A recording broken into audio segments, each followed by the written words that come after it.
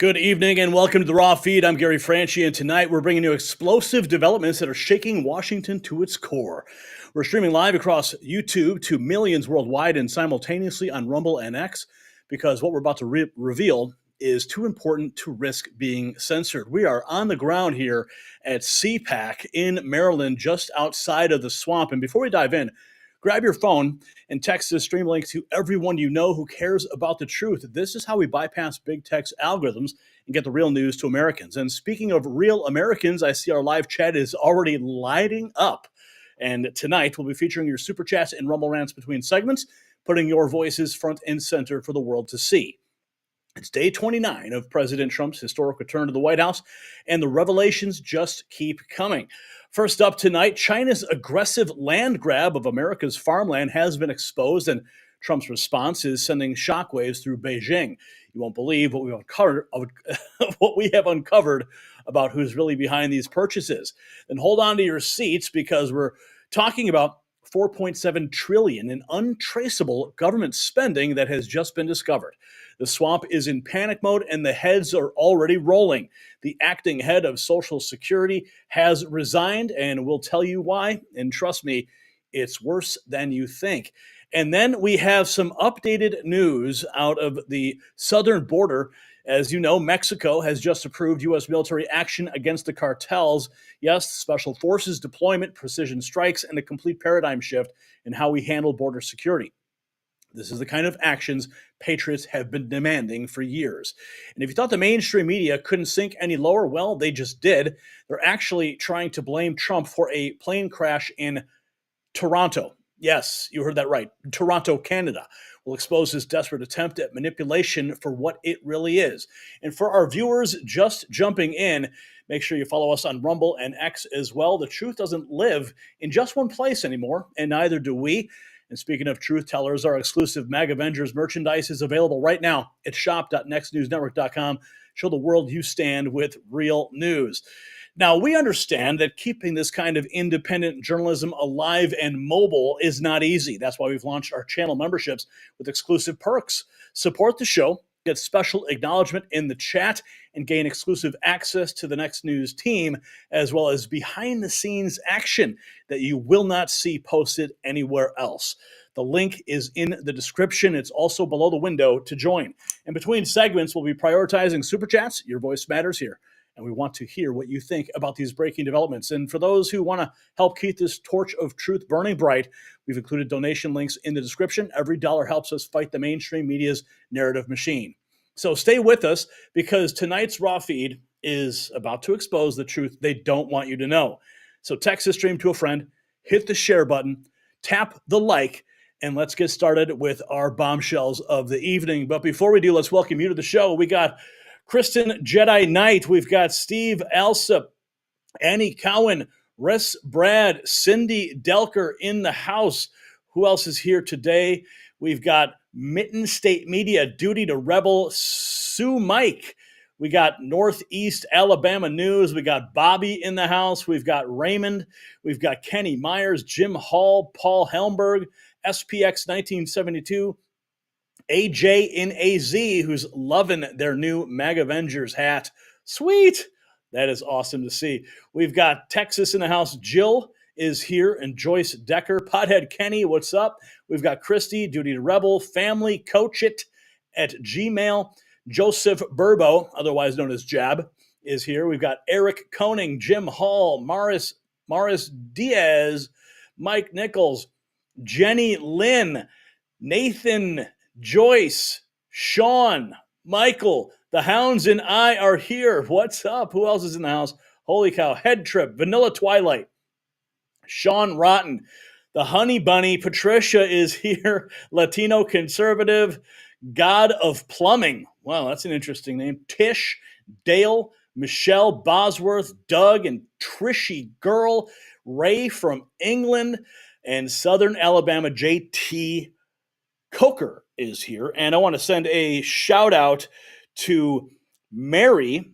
And yes, Mary, I saw her in the lobby today, and she's like, Gary, is that you? And I said, it sure is. And it was so cool to see her. I met her in Baton Rouge, when I was going to a fundraiser to meet Don Jr. and Eric Trump. Really cool event. Mary and her husband, beautiful, beautiful couple right there. Amazing. So we've got a lot of news to get into tonight. I think I saw some super chats come in already. Wow, sweet. Okay, we got Juanita, Lemon character doing a victory dance. Yes, thank you. We got Trish, who has just become a member. Melody's Coloring Cafe has just become a member. We got wow, holy cow, you guys are on fire already. We got Ruby Hoove. Enjoy a fabulous evening, y'all. Jedi's Grind, Australian $10. What's up, Australia? We've got H. Jess Bryan as well, $9.99. Let's go, Patriots. Always praying for you and our family. All right, guys, we are just getting started. Did I see another super chat? Juan Ruiz just dropped $3, a super sticker. What's up, Juan? Thank you for your support. We're already out the gate at $31.41 and 3 new members in the YouTube membership. All right. Now, if you've been paying attention, and I know you guys are watching on the YouTube member side, it's pretty cool. You guys get to see us all in our behind the scenes stuff. And I read your comments. It's really a much more intimate setting. And I'm glad we have an opportunity to do that for the diehards. Okay. So let's get into our first topic of the night. Tonight, we're exposing a silent invasion. It's happening right under our noses. Chinese interests are buying up America's heartland at an alarming rate. And until now, nobody has had the courage to stop it. But that's all changing. President Trump has just announced unprecedented action to block foreign acquisition to our farmland, and the details are stunning. We've uncovered documents showing just how deep the infiltration goes, strategic purchases near military installations, critical infrastructure, and America's most productive agricultural regions. The Chinese Communist Party thought they could quietly buy America piece by piece, but they didn't count on one thing: Trump's return to the White House. And as we witness China's aggressive moves to acquire American farmland, one thing becomes clear: they are preparing for economic warfare. The CCP knows something many Americans don't, that real assets like land and precious metals are the true measure of wealth. And while they're buying our farmland, they're also stockpiling gold at record rates. Why? Because they understand that whoever holds the gold makes the rules. That's why I trust Noble Gold Investments to protect my wealth.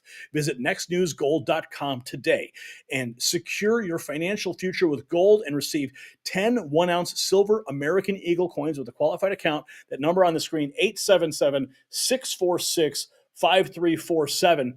Write it down, give them a call, tell them Gary Franchi sent you. Okay, let's get right into it. This is all happening just 25 minutes ago. This just broke. We've got this: President Trump's pursuit of peace in Ukraine. Yes, international relations are starting to show that they know President Trump is the new sheriff. Listen in. Are you optimistic that there is going to be an end game here, that the negotiation works? The plan that I've seen that President Trump has, I think he could win the Nobel Peace Prize for this. If it were fairly awarded, I think in a year he should get it, from what I've seen. Are you optimistic that there is going to be an end game here, that the negotiation works? The plan that I've seen, Nobel Peace Prize for President Trump. Yeah, I can see that happening.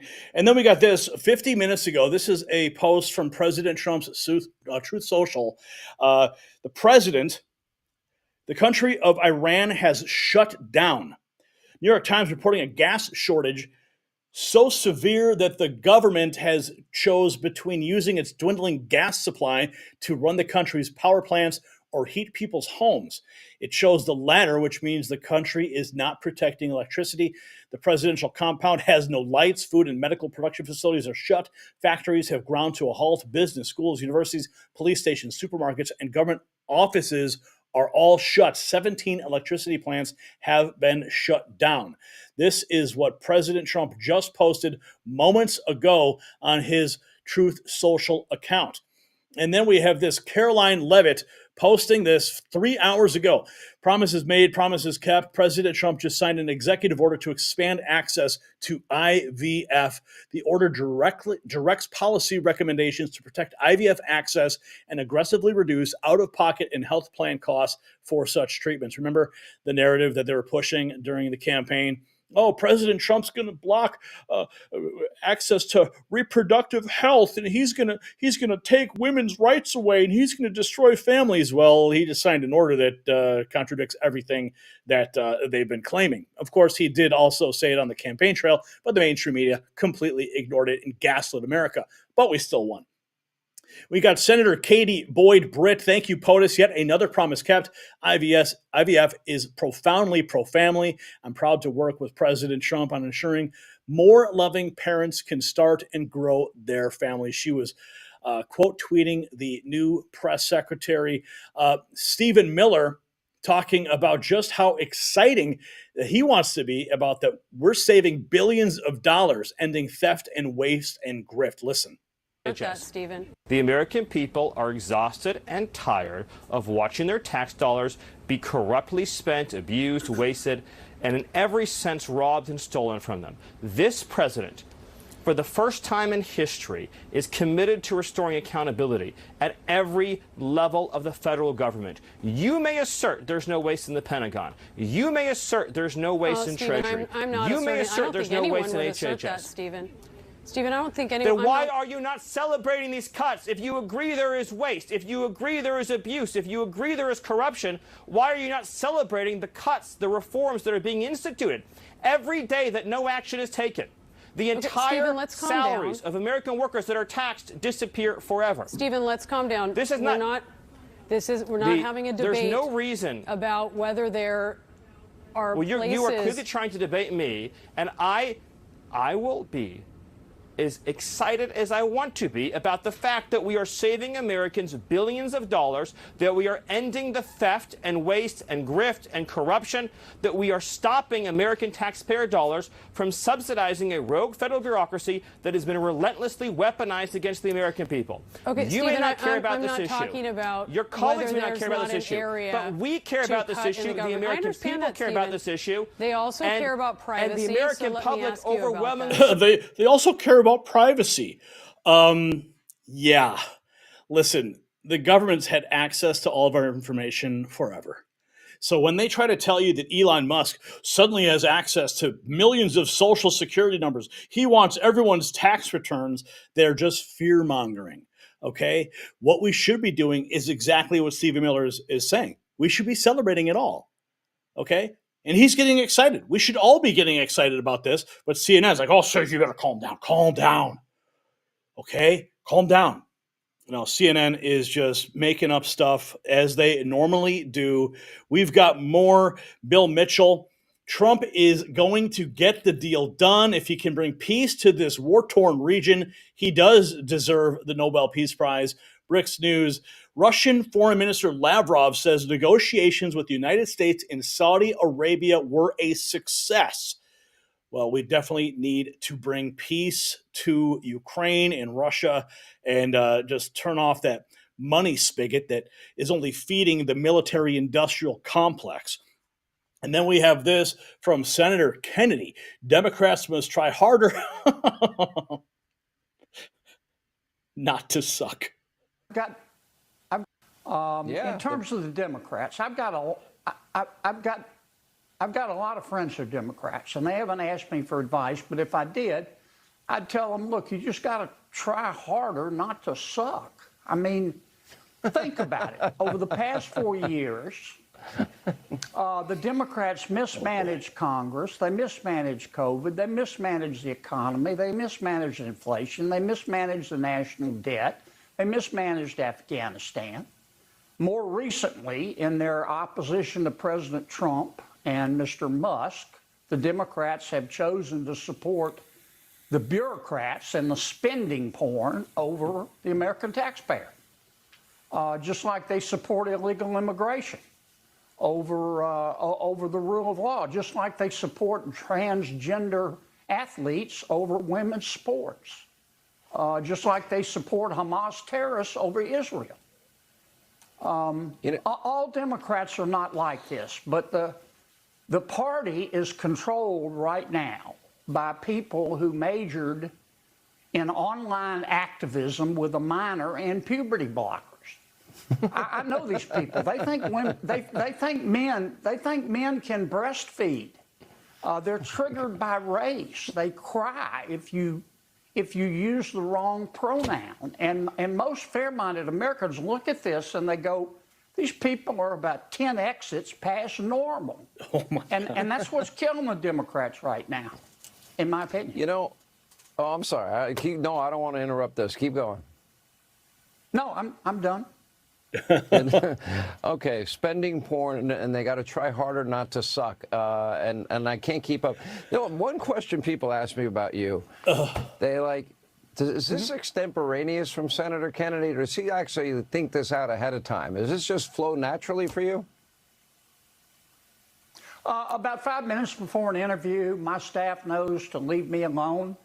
And if I know the topic, I start thinking about, I've got maybe 4 minutes, and I start thinking about how I'm going to frame it. Sometimes I say things that I shouldn't, but as I've told you before, God made me, and God gave me the right to remain silent, but not the ability. Oh, I love Senator Kennedy, man. He is a treasure. Okay, check this out. Benny Johnson, 6 hours ago, the GOP members of the task force on the declassification of federal secrets has now been announced. We reported on this maybe about a week or so ago. Representative Anna Paulina Luna is leading the charge. Representative Nancy Mace is now on that committee. Tim Burchett, Lauren Boebert, Eric Burleson, Eli Crane, and Representative Brandon Gill. Let's go back to that moment when it was announced. Our intelligence allies. With the stroke of a pen, he committed to declassifying the files concerning the assassinations of President John F. Kennedy, Robert F. Kennedy, and Dr. Martin Luther King Jr. A decision not just monumental, but pivotal. It is with profound honor that I have been entrusted by Speaker Mike Johnson and Chairman James Comer to lead the House Oversight Task Force on Declassification of Federal Secrets. Together with the help of the White House, our intelligence allies, the Department of Defense, the Department of Justice, we will be conducting investigations into the following: the assassinations of JFK, RFK, and Dr. Martin Luther King, unidentified aerial phenomena, also known as UAPs, unidentified submerged objects, also known as USOs, the Epstein client list, the origins of COVID-19, and the 9/11 files. This task force will be a beacon of bipartisanship. On the Republican side, Representatives Burchett, Boebert, Burleson, Crane, Gill, and Mace will be joining me, although I'd like to note that I'm expanding this to the entire governing body and will be allowing certain members to waive on.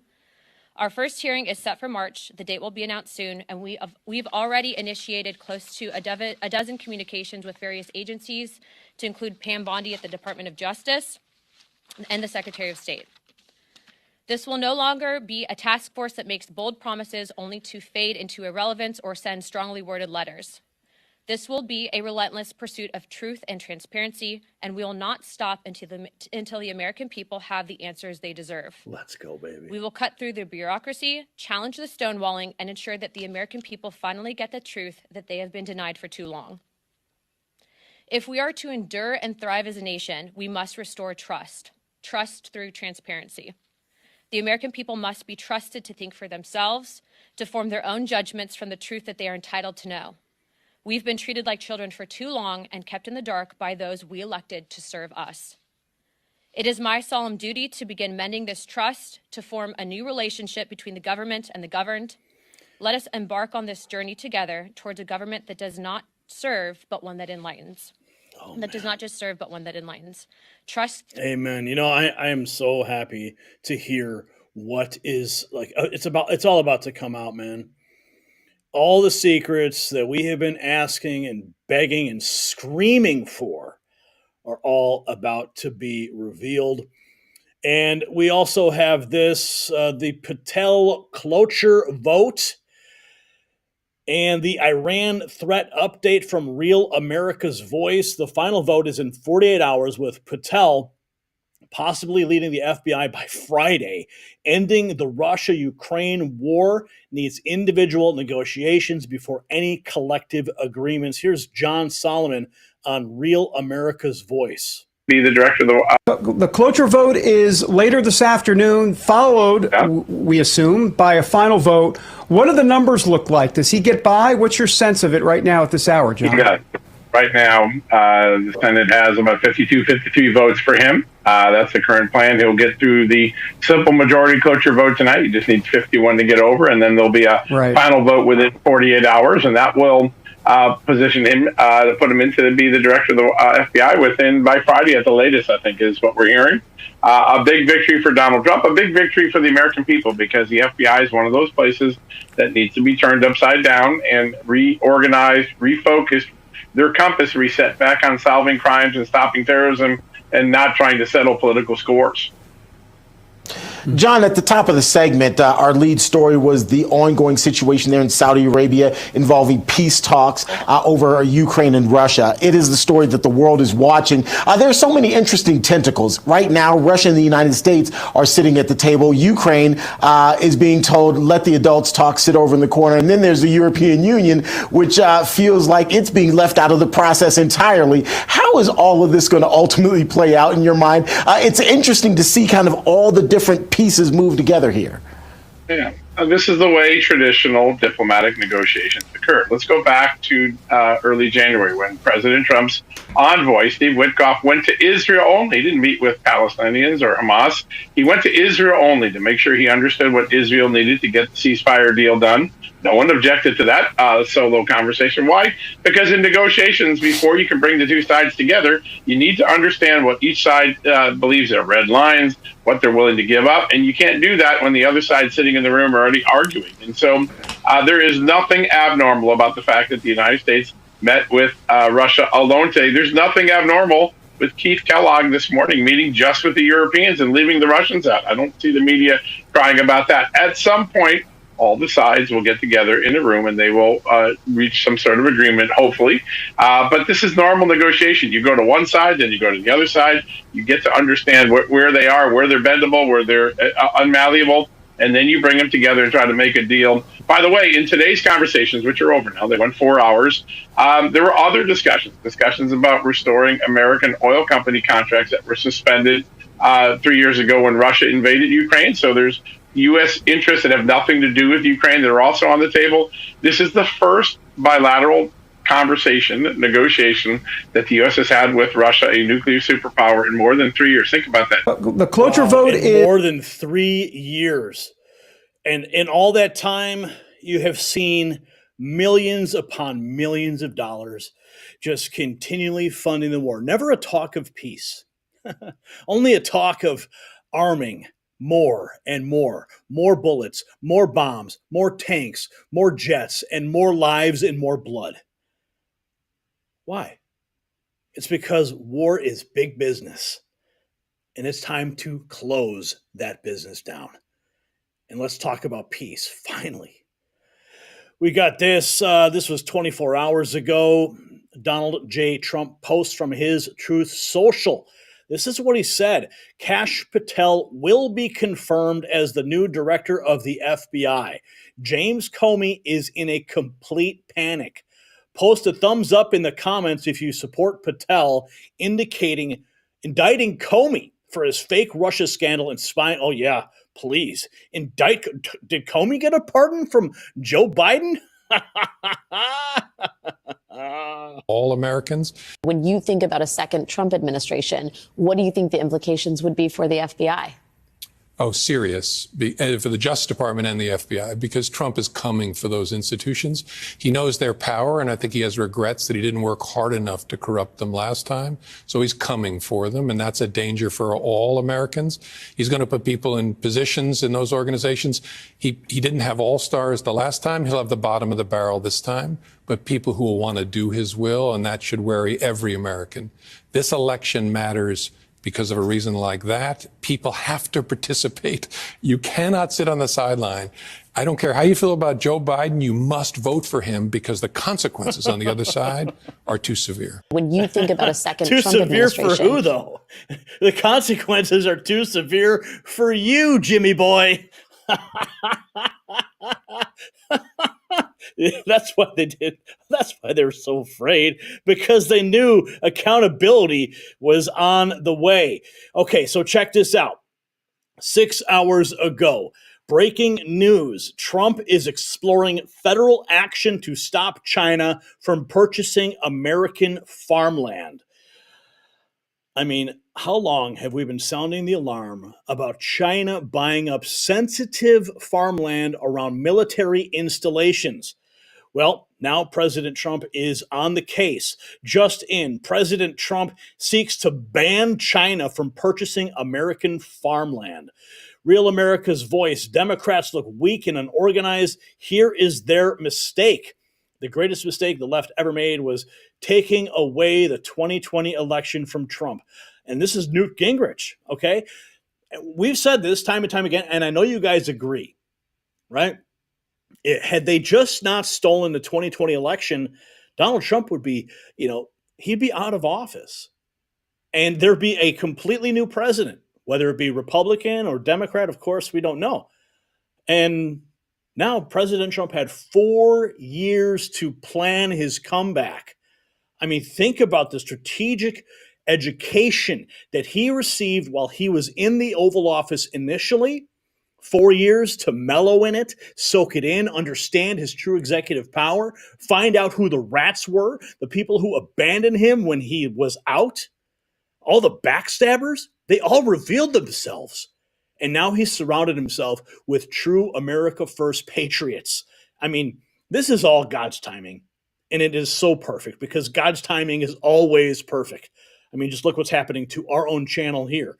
Let's check out what Newt Gingrich is saying. Rollins, Trump is doing stuff I wouldn't have thought possible. And what do you attribute that to? Because the first term, by this time in the first term, we had national security advisors resigning. We had the FBI spying. We had Russiagate. We had James Comey. We had Mueller on the horizon. Trump is permanently on offense, and the Democrat opposition looks weak, disorganized, disunified, dispirited. Why? Well, I think historians will look back and say the greatest mistake the left ever made was taking the election away from Trump in 2020. Because what it did is it allowed him to spend 4 years thinking about what had gone wrong, thinking about lessons he'd learned as president. And at the same time, the left misunderstood the election, thought they had a mandate to go further and further left, to be truly weird. And the net effect was that you ended up, I think, with a country that was madder, sicker of the left, more ready for change. And thanks in part to the America First Policy Institute and the remarkable work of Linda McMahon and Brooke Rollins, there was some 400 people from the Trump administration who were actively preparing for a second administration. So when he got elected on the 7th of November, they already had, I think, 600 executive orders. They knew what they wanted to do. They knew who they trusted. It was totally different. Remember, in 2016, Trump had never run for public office. There was no Trump organization. MAGA was a movement, but it wasn't a structure. Now MAGA, all across America, there are huge numbers of people who think of themselves as MAGA and who are prepared to go out and work and help elect candidates who belong to make America great again. A totally different world than the world of 2016. Isn't it, though? I mean, we've had 4 years to grow our movement, 4 years to cry for justice, 4 years to plan. And it's absolutely beautiful. I'm here for every moment. I know you guys are too. And we have more news to get to on this front. Here is just 5 hours ago, the press secretary, our beloved Caroline Leavitt, talking about this week's meetings between Secretary Rubio, Mike Waltz, and Steve Witkoff. Today, This is a truly monumental step towards peace in the Russia-Ukraine war. At the direction of President Trump, Secretary Rubio, a special envoy Steve Witkoff, and our national security advisor Mike Waltz spoke to the Russians today and made significant steps towards peace. This is the first step of many. And I'd like to point out that our administration, including President Trump himself, has been in direct correspondence with the Ukrainians as well, including President Zelensky. President Trump also talked to our European allies yesterday. He had a phone call with France's President Emmanuel Macron. Next week, the Prime Minister of the UK will be here at the White House. And so we're ensuring that all parties are heard. But you have to speak to both sides of the war in order to truly negotiate a deal and problem solve. And this is a significant first step towards peace. Again, when the previous administration had no negotiations, no discussions, really no diplomacy in this effort, President Trump and his team are taking significant steps with just being here for 4 weeks. This is 4 weeks, baby. And America is changing faster than we could ever imagine. Okay, we've got more from the press secretary just 6 hours ago. Rapid response. She's talking about President Trump actually following through on the promise to cut waste, fraud, and abuse. Those are the three buzzwords that they like to throw around on the left and the right, but they never really actually do anything. They never really show us how they're going to do it. But, you know, President Trump has Elon Musk working in the background, sleeping on the floor with his Doge boys.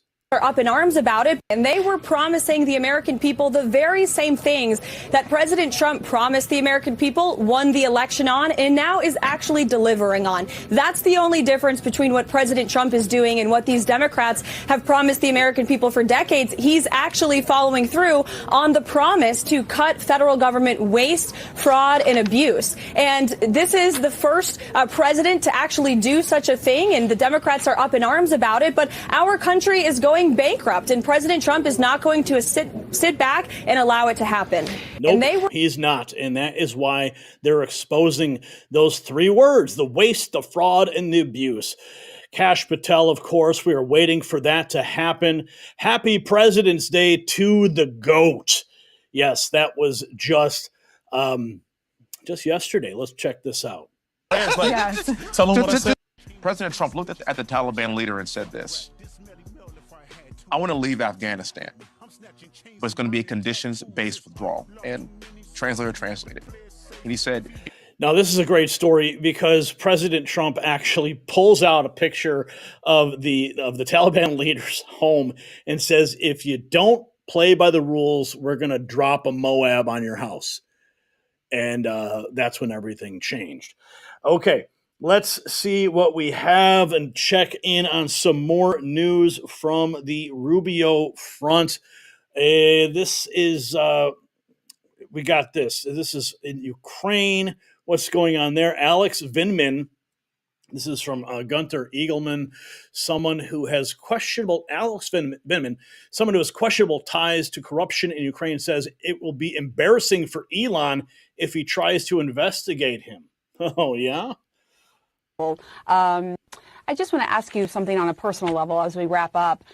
We have seen President Trump take steps to seemingly exact vengeance against people he perceives as enemies, taking away security for certain people, like John Bolton, for example, firing certain people from the government. I'm just wondering what it's like to be you right now. Do you worry at all that you could be a target? Yeah, so I have the strange misfortune of being both on the Russian sanctions list and on the Trump enemies list. A little bit odd.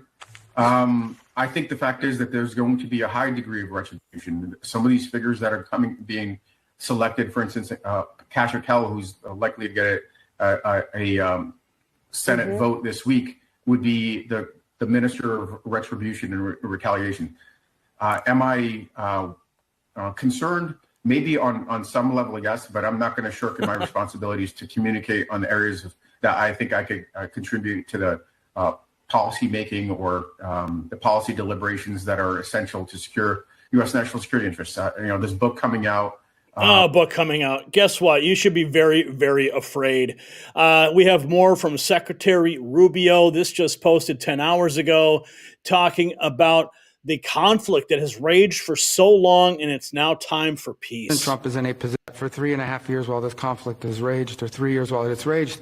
No one else has been able to bring something together like what we saw today, because Donald Trump is the only leader in the world that can. So no one is being sidelined here. But President Trump is in a position that he campaigned on to initiate a process that could bring about an end to this conflict. And from that could emerge some very positive things for the United States, for Europe, for Ukraine, for the world.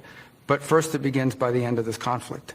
And so the only thing President Trump's trying to do is bring about peace. It's what he campaigned on. It's something the world should be thanking President Trump for doing. He's been able to achieve what for 2.5, 3 years, no one else has been able to achieve, which is to begin this process, a serious process. Obviously, a lot of work remains before we have a result. But President Trump's the only one that can do it. For 3.5 years while this conflict has raged, or 3 years while it's raged, no one else has been able to bring something together like what we saw today.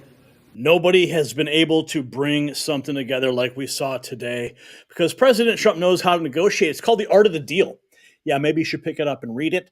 Okay, we've got more. What the president did not find unacceptable was the endless war in Europe. Here's more. This is Mike Walls.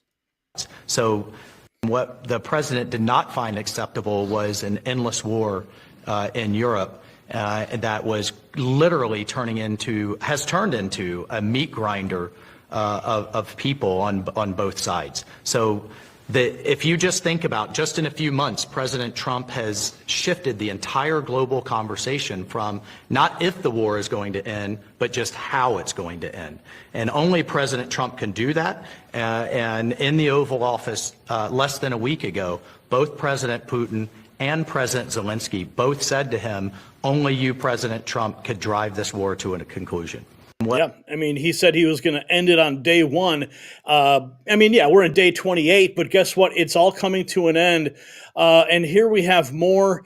This is from, I'm talking about USAID, who bankrolled Ukraine media outlets. Here's Natalie Winters.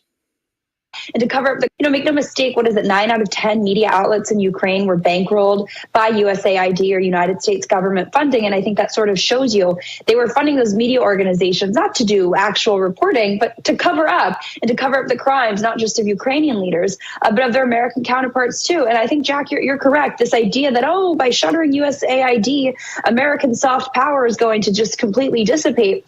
Very much for the same paradigm that I think people are asking, well, do we abolish the DOE or do we try to reform it from within? Do we abolish this institution or do we try to reform it from within? And I think the abolition, the destruction of USAID, rightfully so, it sort of raises the question, can we even sort of reform the idea of what it means to be America abroad through the paradigm, through the lens of what the normizers, the globalist architects of the world have constructed, right? The very idea, the sheer idea of USAID, or do we have to sort of start from scratch? And I think that what you're seeing right now underway on the world stage is America actually using its muscle, not from some weird, perverse idea that we have to negotiate through the lens of equity and not flex, our might. I think the idea that we can actually flex our economic hegemony. You see that with the tariffs. You see that with President Trump just sort of commanding the entire global stage when it comes to world affairs. But it's a paradigm shift. And it's a paradigm shift that the American people have wanted for a very long time, that they're now trying to gaslight us and call it a hostile takeover of the United States government. It's ridiculous. But that's where we are. We've got undeniable evidence. Chinese entities have already acquired over 380,000 acres of American farmland, often through shell companies and hidden ownership structures.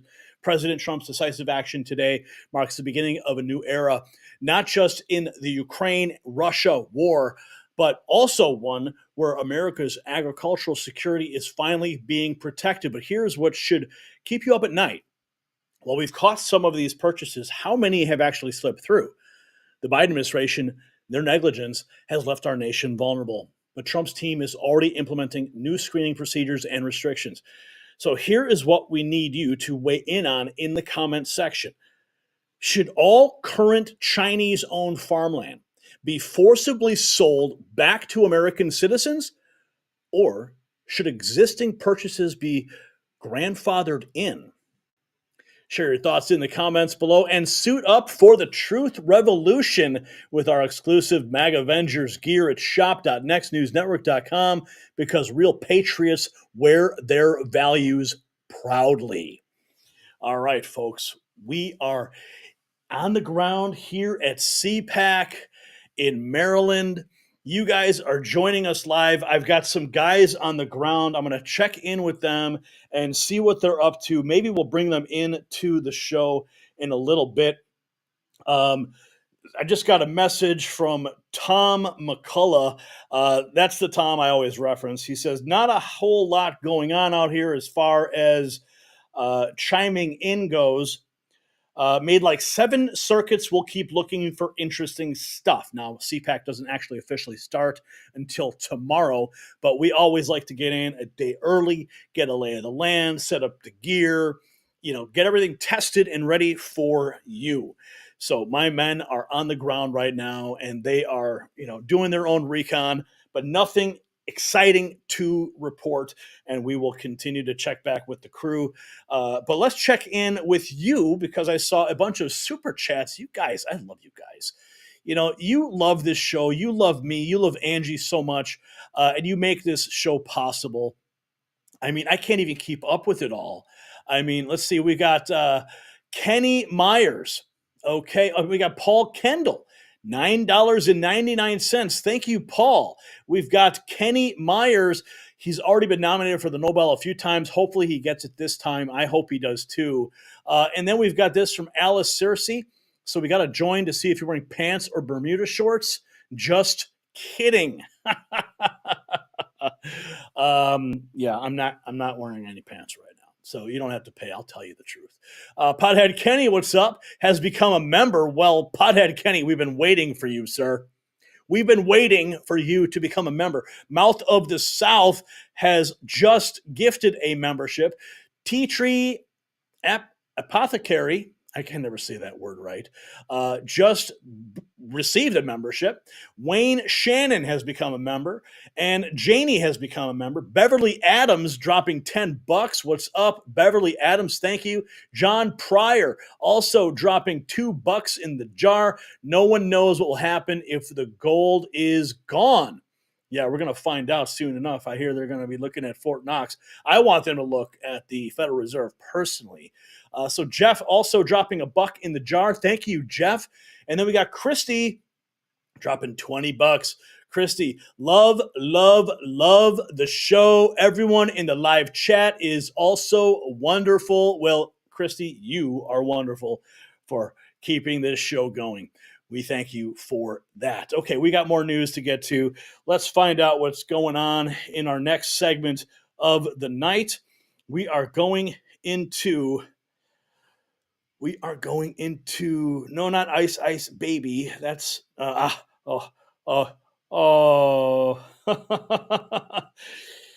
guys, before I get into this, see, when you guys watch live, you guys get to see the stuff that happens between the segments. You get to hang out with me. You get to hang out with those in the chat. You get to hear my little side comments. But you guys know I love the Doge. I really do love the Doge. And it's become a very popular segment on this show. And we're going to continue to cover the Doge. That's what's in the next segment here. And we just got Emelina dropping $9.99. What's up, Emelina? Thank you for that super sticker. Thank you so much. Okay, let's get into our next segment of the evening. We are just getting started. We are on the ground in Maryland, just outside of the swamp.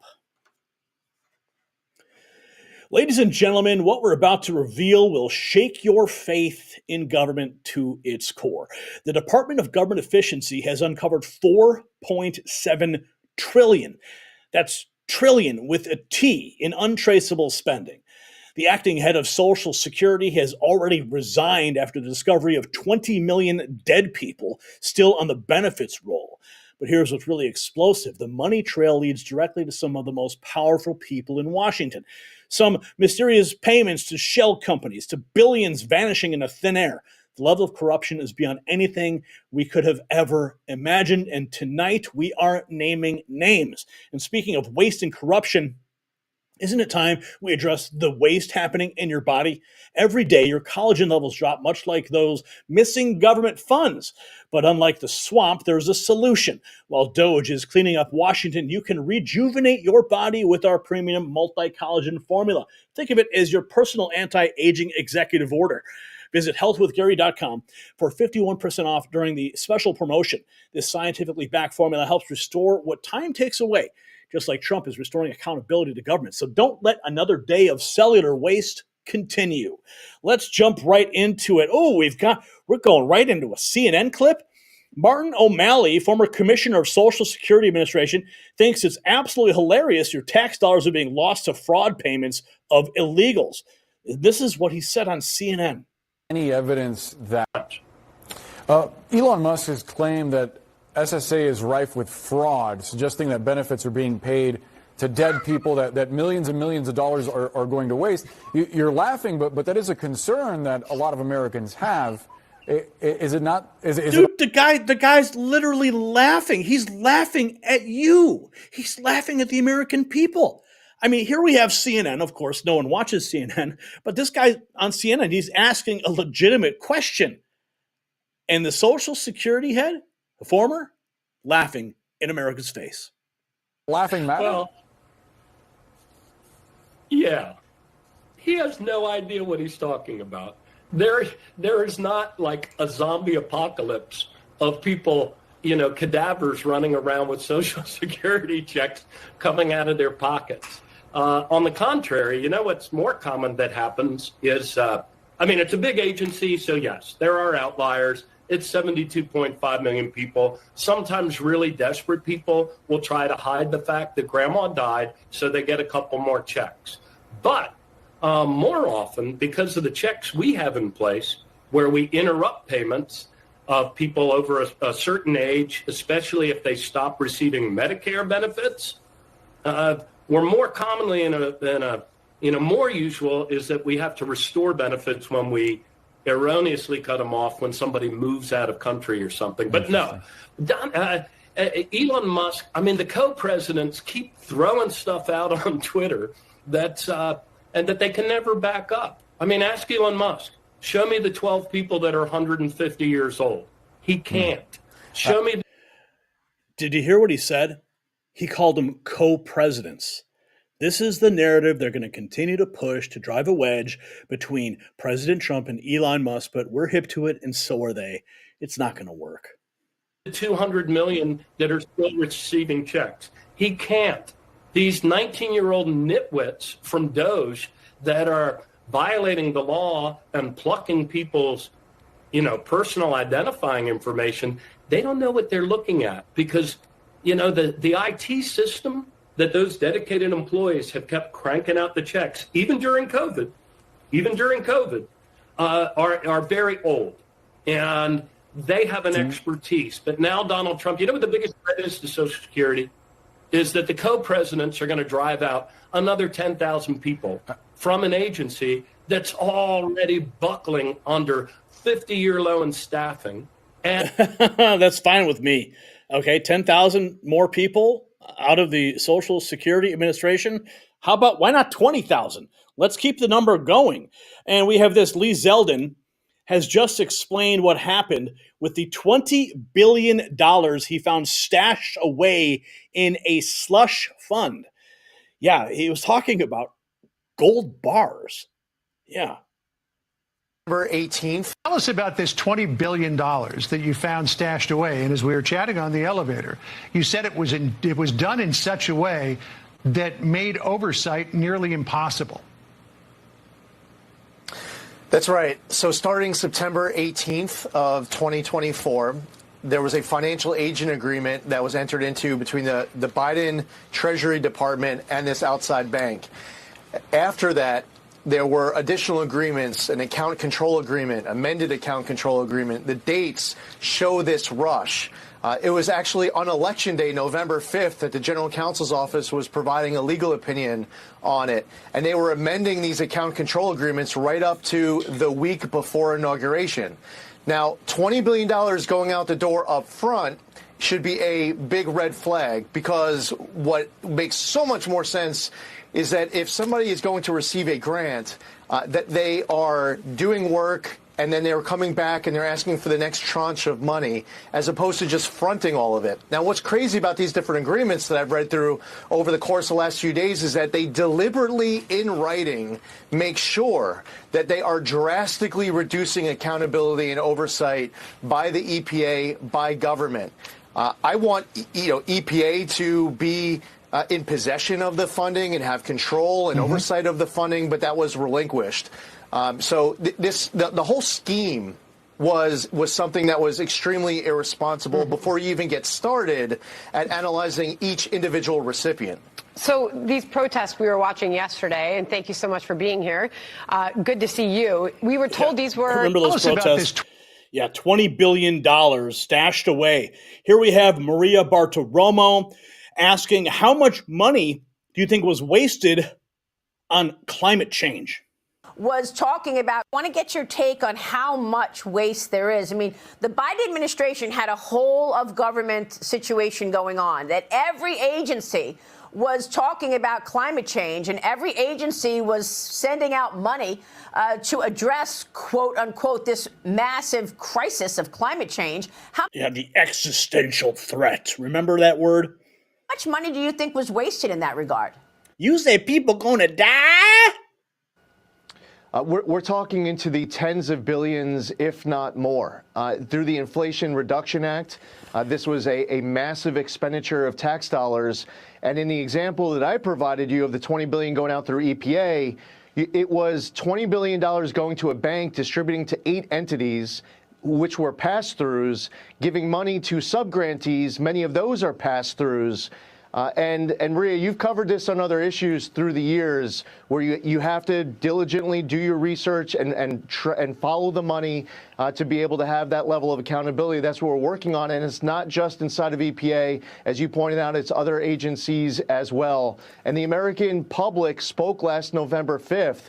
And while they vote for President Trump, and people say, well, they didn't vote for Elon Musk and all these people to make government operate more efficiently, I would say that in many respects, that's exactly what the American public voted for, was having a government that would be better stewards of tax dollars, caring about the economy, unleashing energy dominance, making sure that taxes are lowered and the cost of living in America goes down. These are opportunities that the American public voted for. We're doing our jobs to fight to make sure that there's accountability over their tax dollars.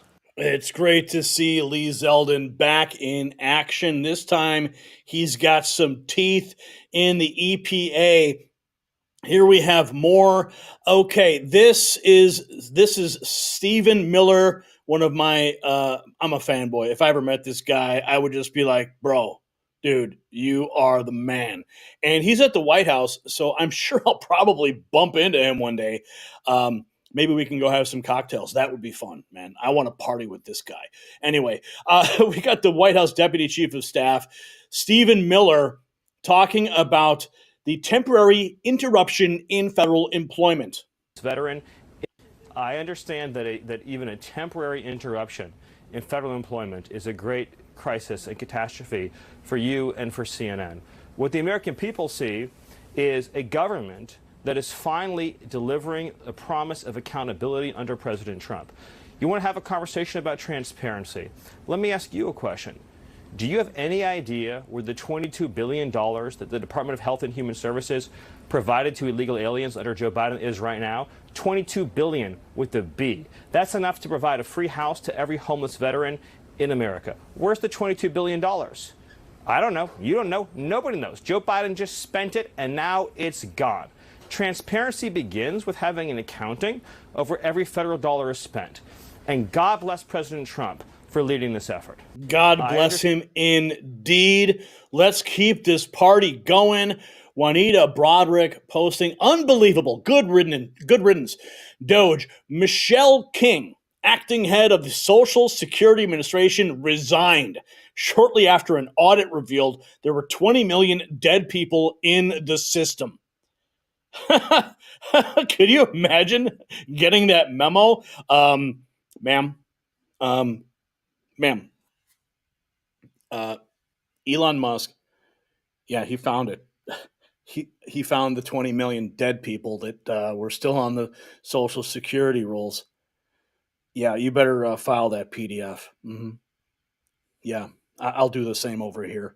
We'll make sure it's expedited. Yeah, it's going to go down in that deep mine shaft that Elon found. Can you imagine the look on her face when all of a sudden she sees it? Elon found the 20 million dead people on the rolls. She's like, I got to get out of here. This ship is sinking fast, and there's not enough lifeboats on the Titanic. Okay. Oh, man. Thank God. Another rat is gone. And we have now Tim Burchett shutting it down, a CNN host on live TV. Let's listen to this one. By how much access about all this. Right. But I think that there's a lot of Americans who are supportive of this effort to clear out government waste, including members of Congress on both sides of the aisle. But there's also concern by how much access Musk and DOGE staffers have to their private sensitive data. Ooh, their private sensitive data. Yeah, they're following the law. They have a mandate from President Trump to execute the law, to find out where all the money's going. You see the scare tactics they're trying to play out here on CNN? Let's hear Tim Burchett. You're also on the House Oversight Committee, and given what we just talked about, Musk's investments with China and billions of dollars before the government, and now, potentially having access to all this private sensitive data and not having full transparency on what is happening with that. Yes, ma'am. Okay. Listen. Before we get to Burchett, I think even Elon Musk made a post about this. The guy was the head of PayPal. Okay, he started PayPal. How much private sensitive information was he privy to? Every single transaction you made on PayPal, your personal banking information on PayPal, your social security number, every single piece of information that you need to do an online transaction, yeah, Elon Musk had access to it. So when CNN sits here and tries to scare the hell out of you, saying, oh my goodness, he can look at the social security numbers and the tax returns or whatever they want to claim, just keep that little piece of information in mind. Okay. And when anyone comes to you and says, how dare Elon Musk dig into the records of American people? Oh my goodness. Oh, clutch your pearls. Just bring that up. You're like, yeah, didn't he have the same access with PayPal? And watch their faces just go, oh yeah, maybe he did. Anyway, let's hear Burchett. Information do you actually have on what DOGE is doing with that data? What are your questions? What do you want to know? Certainly, as a member of the oversight, you have some questions. Certainly.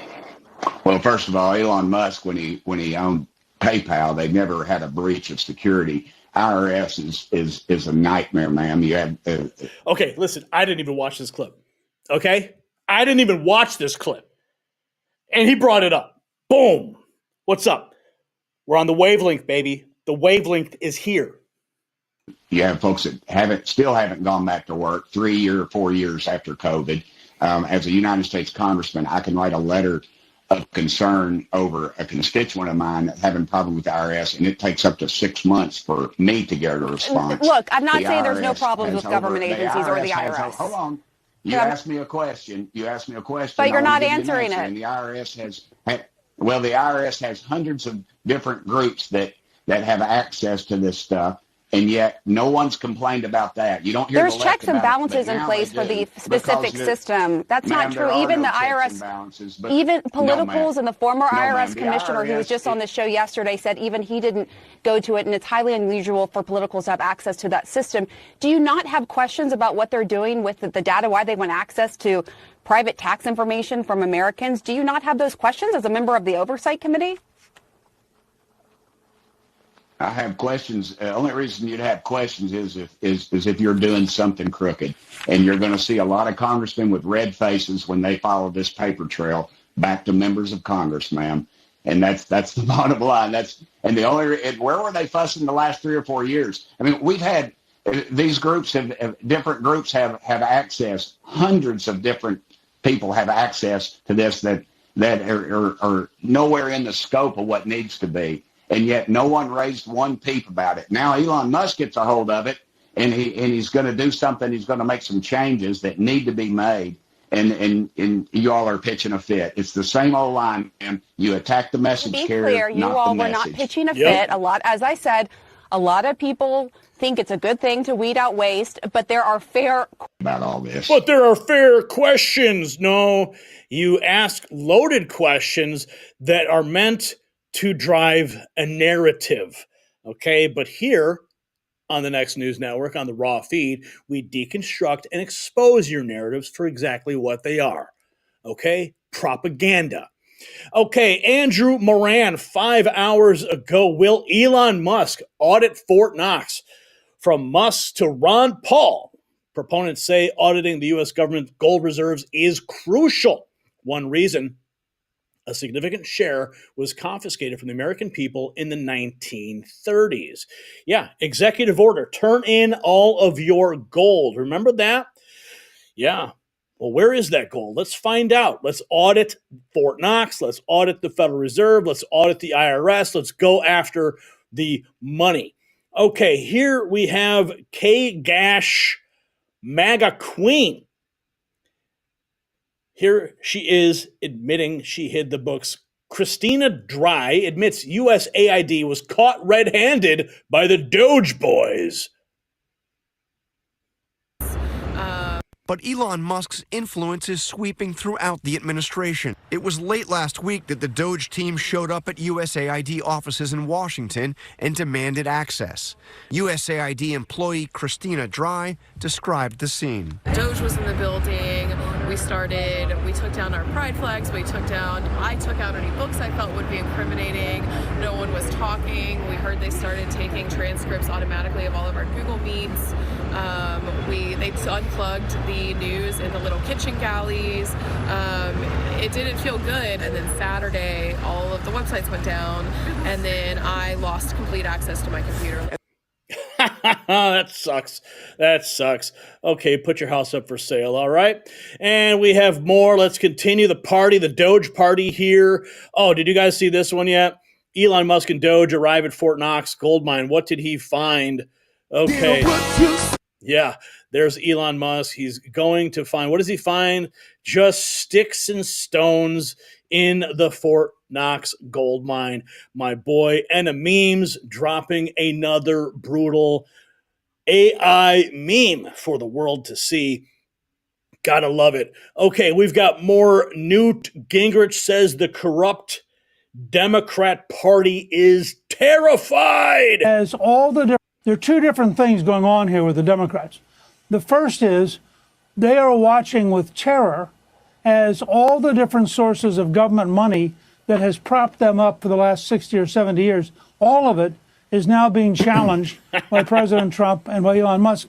I mean, this cuts at the very base of their coalition. And if they can't bribe people, if they can't act corruptly, if they can't take care of their friends, their entire coalition is going to collapse. Second, you have a very large part of the Democratic Party for whom the beliefs you were describing, transgenderism, for example, are religious beliefs. This is a secular religion. They can't unlock because they believe these things. They believe in an open border. They believe that there really is no such thing as America. They believe that it's really good to have millions of people flood into this country. It's really good to have people who don't have to work, that work requirements are inherently bad. All of these things are a semi-religious or religious belief system, and that's why they can't unlock. It's not rational. They can't sit down and do a common sense analysis. They're instead trapped into being for things that are profoundly unpopular with most Americans.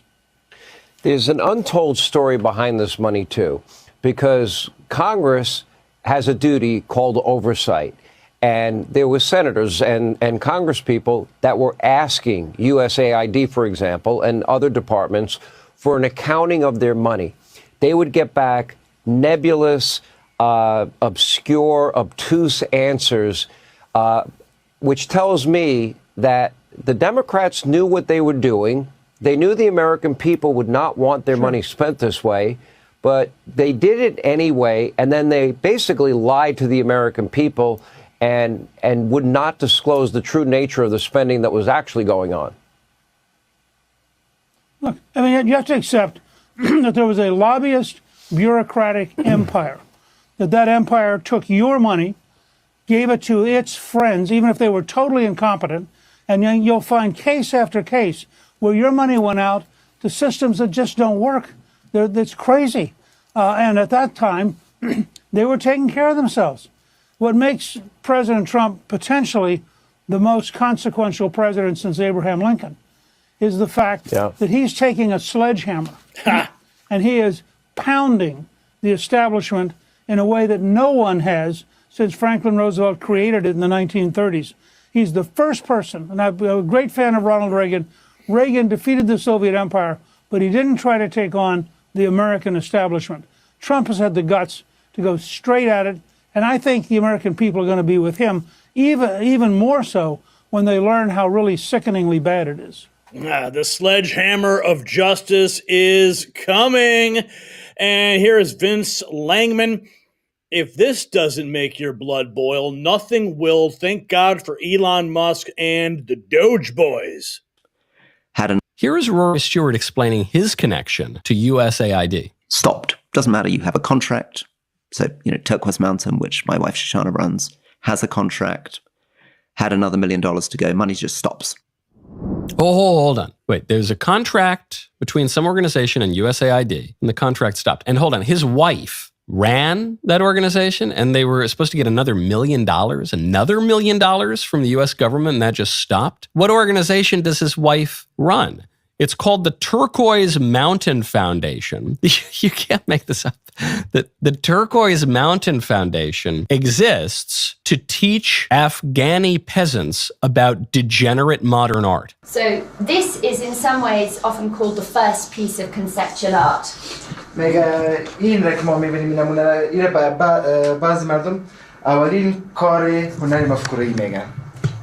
anyone know what it is? I don't expect the ladies to know. Exactly. An artist called Marcel Duchamp, who's very important in Western art, put this toilet in an art gallery about 100 years ago. That's where your money's going. Your money is going, or was going until Trump got hold of it, to pay off the wives of British politicians turned Yale professors to teach Afghanis who probably have more important things on their mind about how perverse Western anti-artists decided to pretend that urinals and toilets were, Caravaggio paintings in the early... Yeah, that's where your money's going, okay? To pay for just absolutely insane artwork. But it's true, the Democrat Party just got way too comfortable. Behavior attacking Elon Musk in a... Even CNN is admitting now that Democrats are falling apart and are a laughingstock for their behavior attacking Elon Musk in a rally where Chuck Schumer and Maxine Waters were dancing and yelling with each other in what might be one of the most cringeworthy political clips that you'll ever see.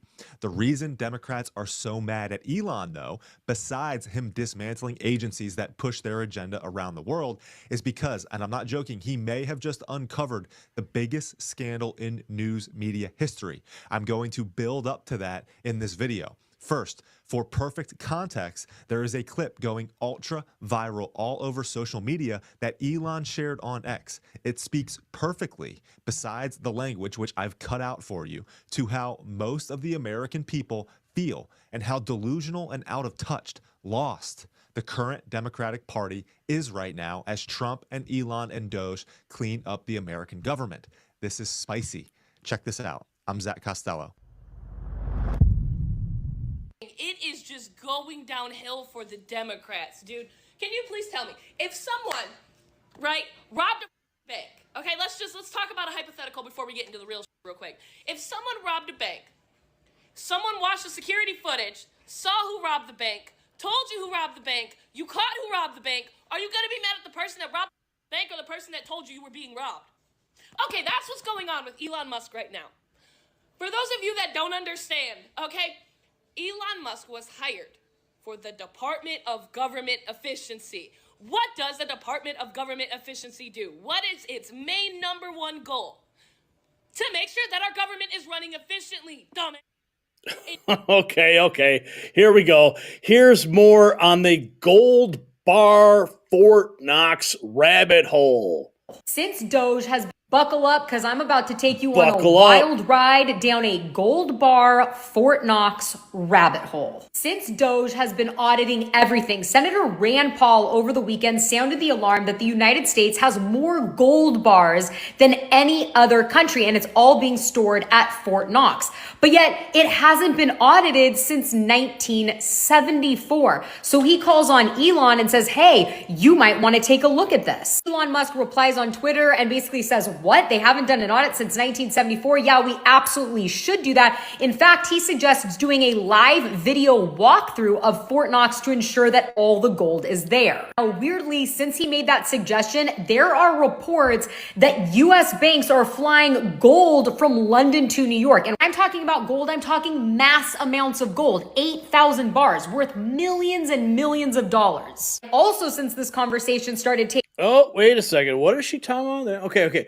Now, we actually did an interview with Colin Plume from Noble Gold Investments about all this gold that is leaving England. Are they trying to restock Fort Knox because they know the audit is coming? I mean, that's immediately where my mind goes. Let's keep going.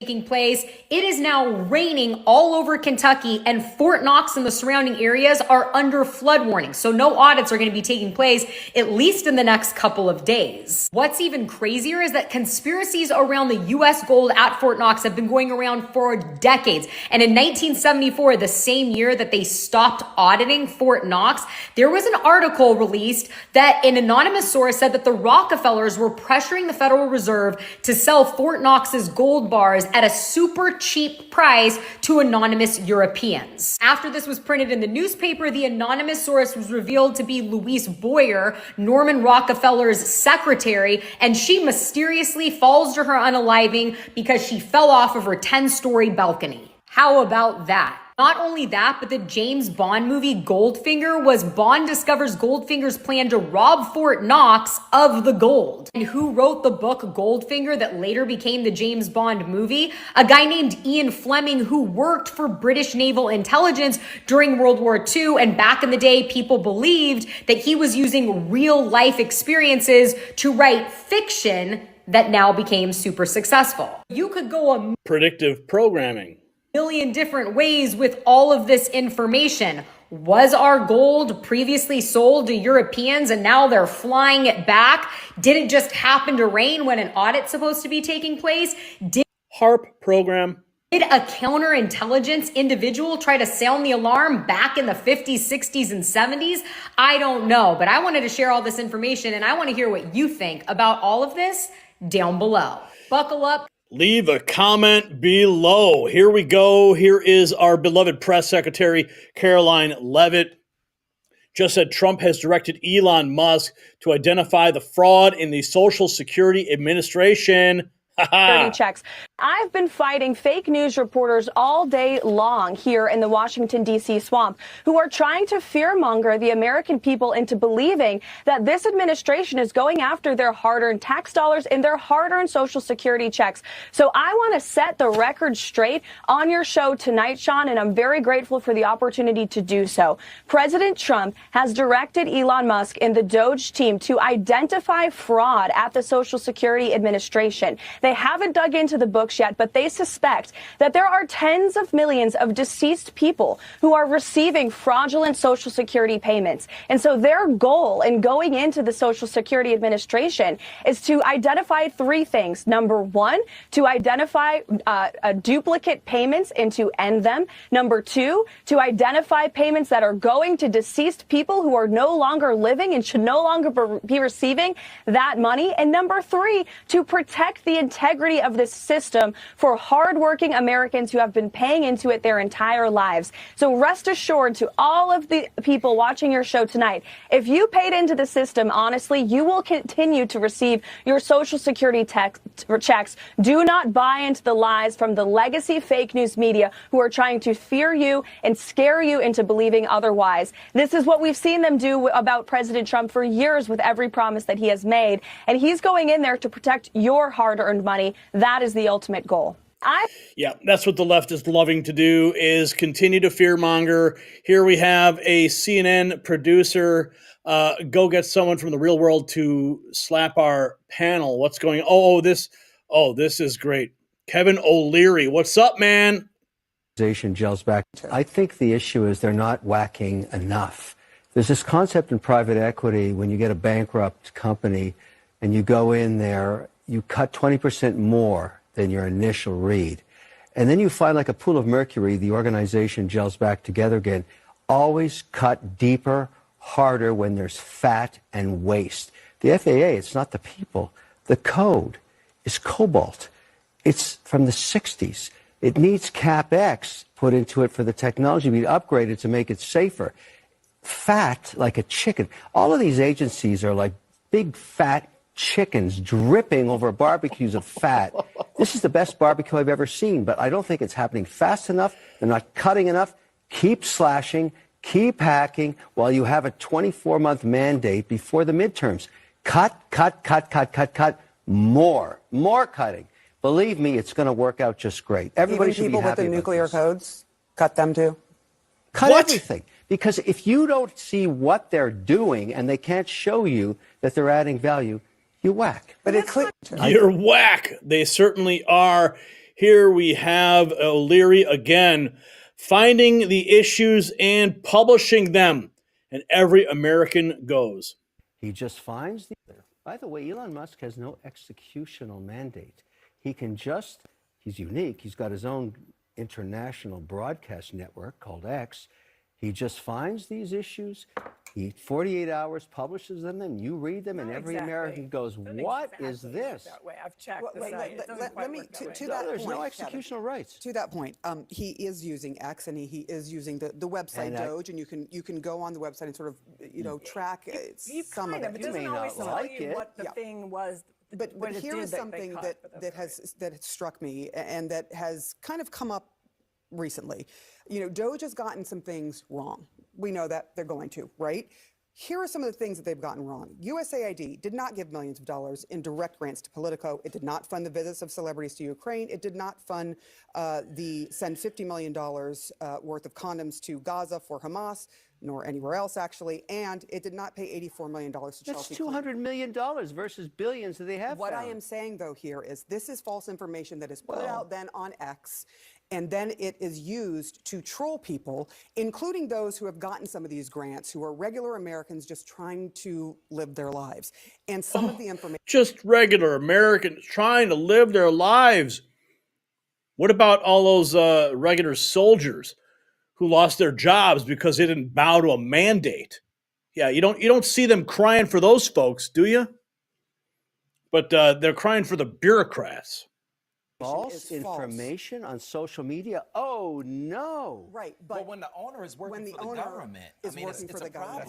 And he has no accountability. So is this a good way to do business, is what I'm saying. I think it's great. I think Why? I'm sure you do. Because all it's doing for the first time ever is saying, look, here's a guy that's getting paid nothing, that is doing this as a patriot and saying, look, I have this remarkable executional skill. You can't say Elon Musk doesn't deliver on what his mandates are, putting people into space and landing rockets in space. I mean, let's just give the guy some credit. He can Oh my goodness. Oh, he had some explosions at SpaceX. That's called learning, honey.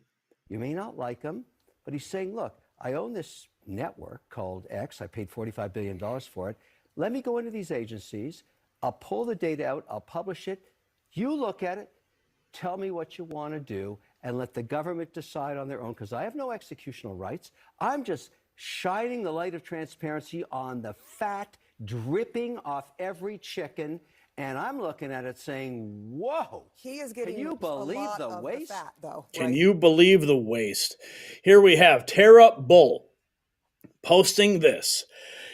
A quote from the Department of Government Efficiency, $4.7 trillion is untraceable.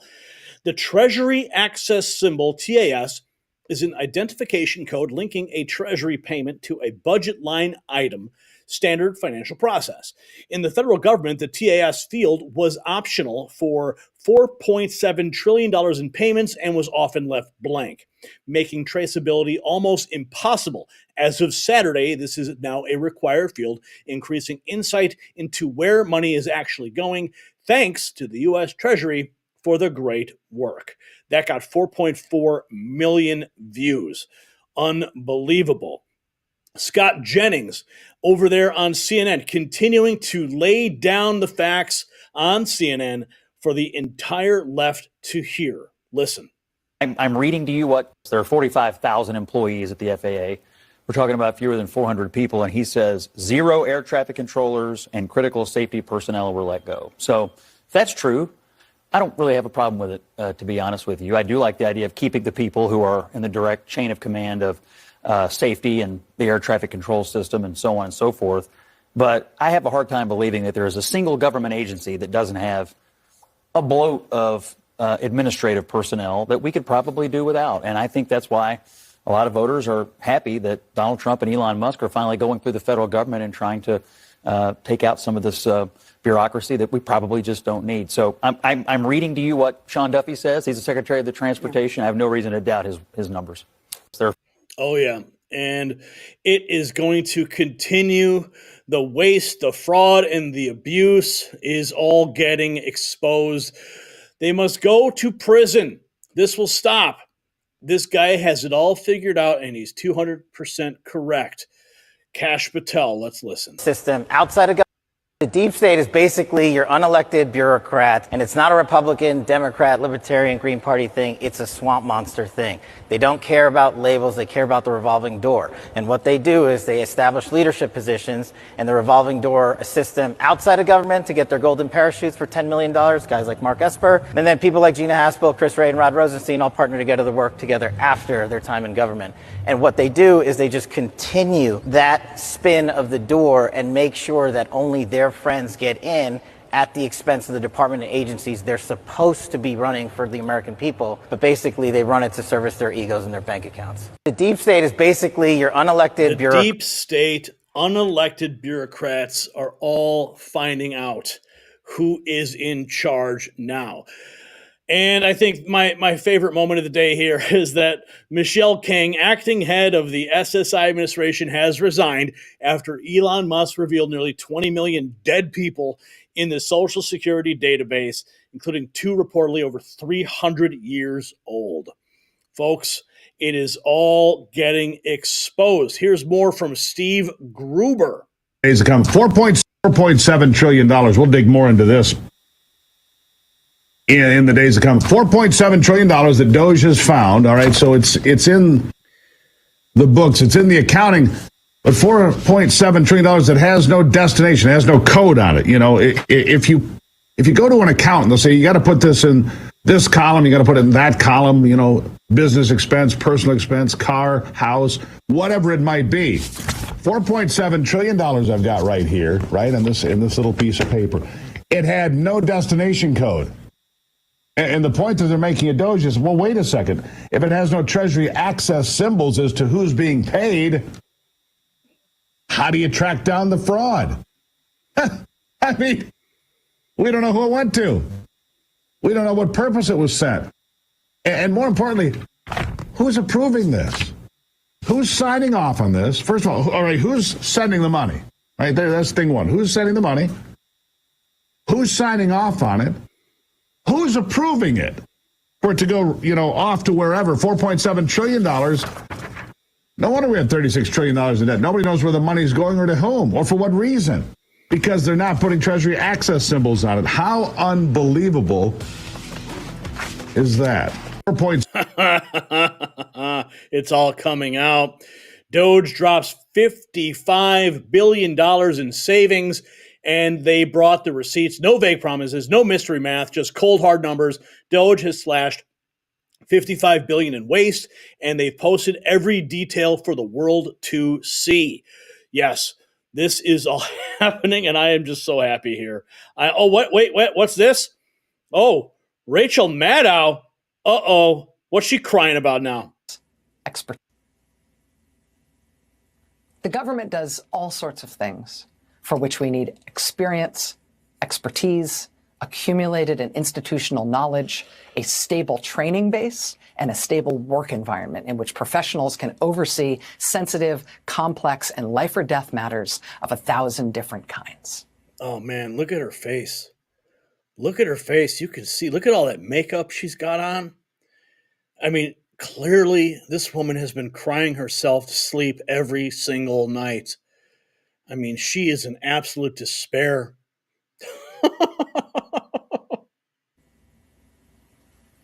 What we have now instead is this wreckage. If you voted for Donald Trump, this is what you were voting for. Hell yeah, baby. Let's go. Give me more. Yeah, give me more. I want more. Troops are having money for food stolen and used elsewhere. Over 50% of it.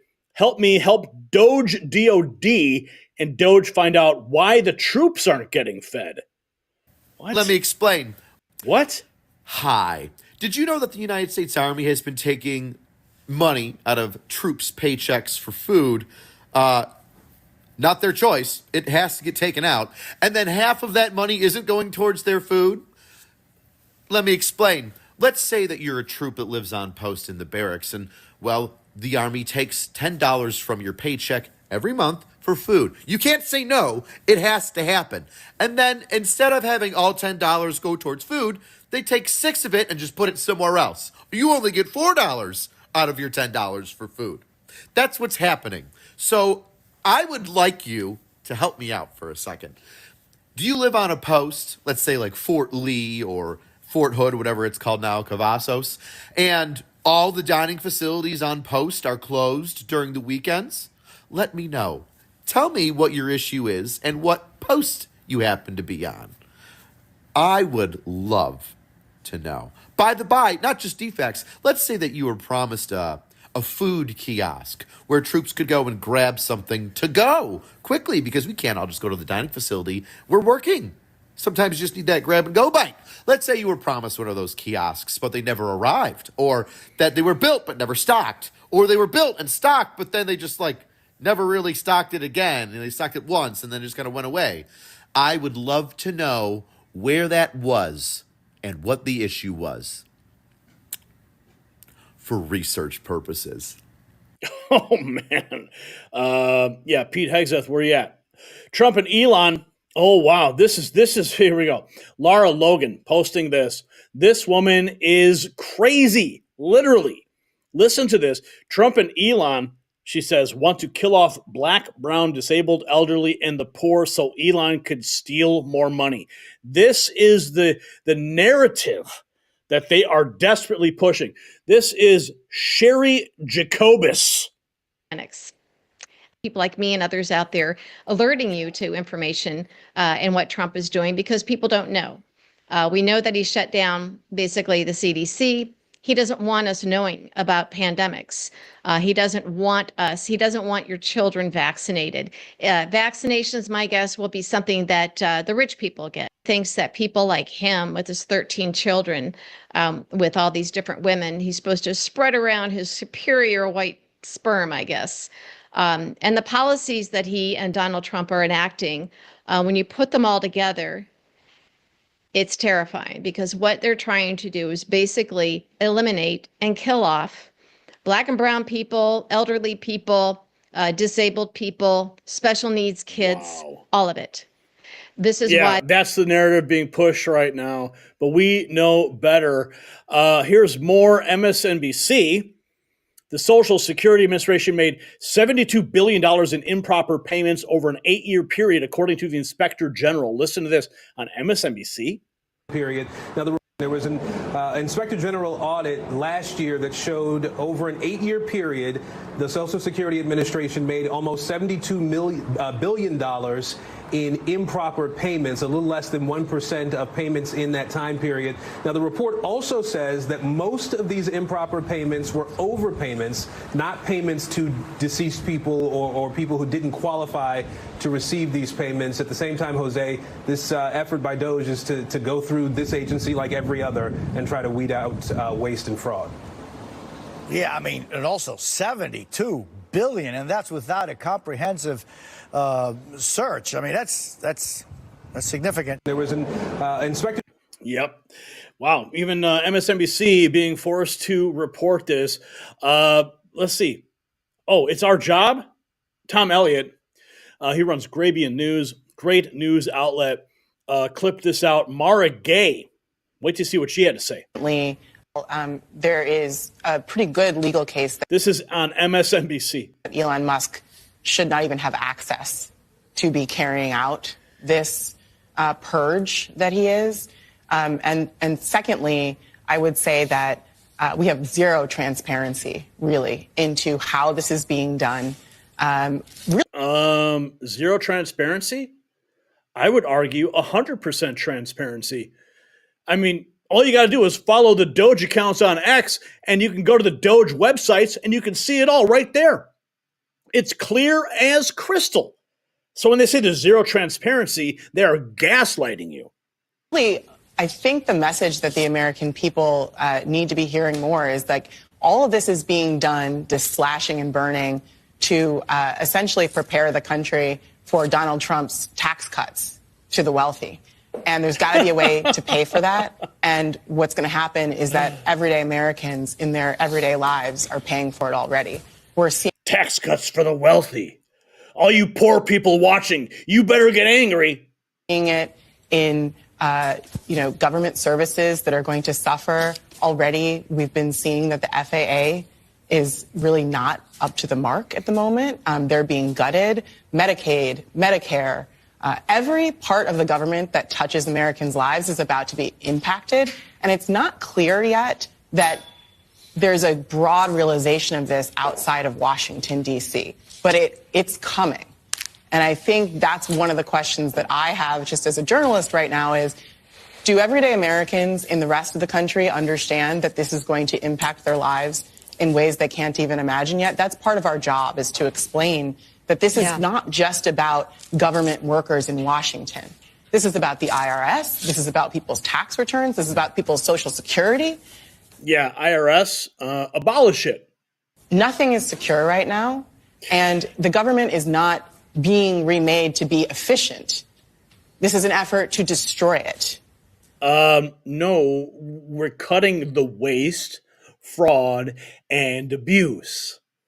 And I think that is the core message that Democrats need to be explaining. She's a journalist, and she's telling the Democrats what they need to be explaining. Bias much? Every day in great detail. This is not an effort to make things more efficient. Every American understands there's ways to make government more efficient. Nobody is against that. But this is not an effort to do that. This is an effort to destroy the government so that it's easier for oligarchs and the Heritage Foundation to do whatever they wish. Yeah, go after the Heritage Fund. Project 2025 is coming for you. You better watch out, folks. You better watch out. Okay, folks. Okay, we've got more. What is this? Deport Musk and Trump 9 hours ago? What is this woman? She's wearing a mask. Watch out. African American. Nazis are in control of our government. No, they're not. You know they're not. Trump's not a Nazi, neither is Elon. Elon's our favorite African American immigrant. Elon's an African American. You don't like African Americans? No, not that one. Oh my God. Not that one. Trump is Hitler reincarnated. Everybody is Hitler, though, to the left, right? Huh? Everyone is Hitler to the left. Like everyone you don't like is Hitler, right? I'm not even talking to you anymore. Do you agree with DOGE? The Department of Government? No, I do not agree with DOGE. You don't like them finding the fraud in our government? They slaughtered our government in 3 weeks' time. But I think our government should be slaughtered. They've raped and pillaged and stole from us for 100 years.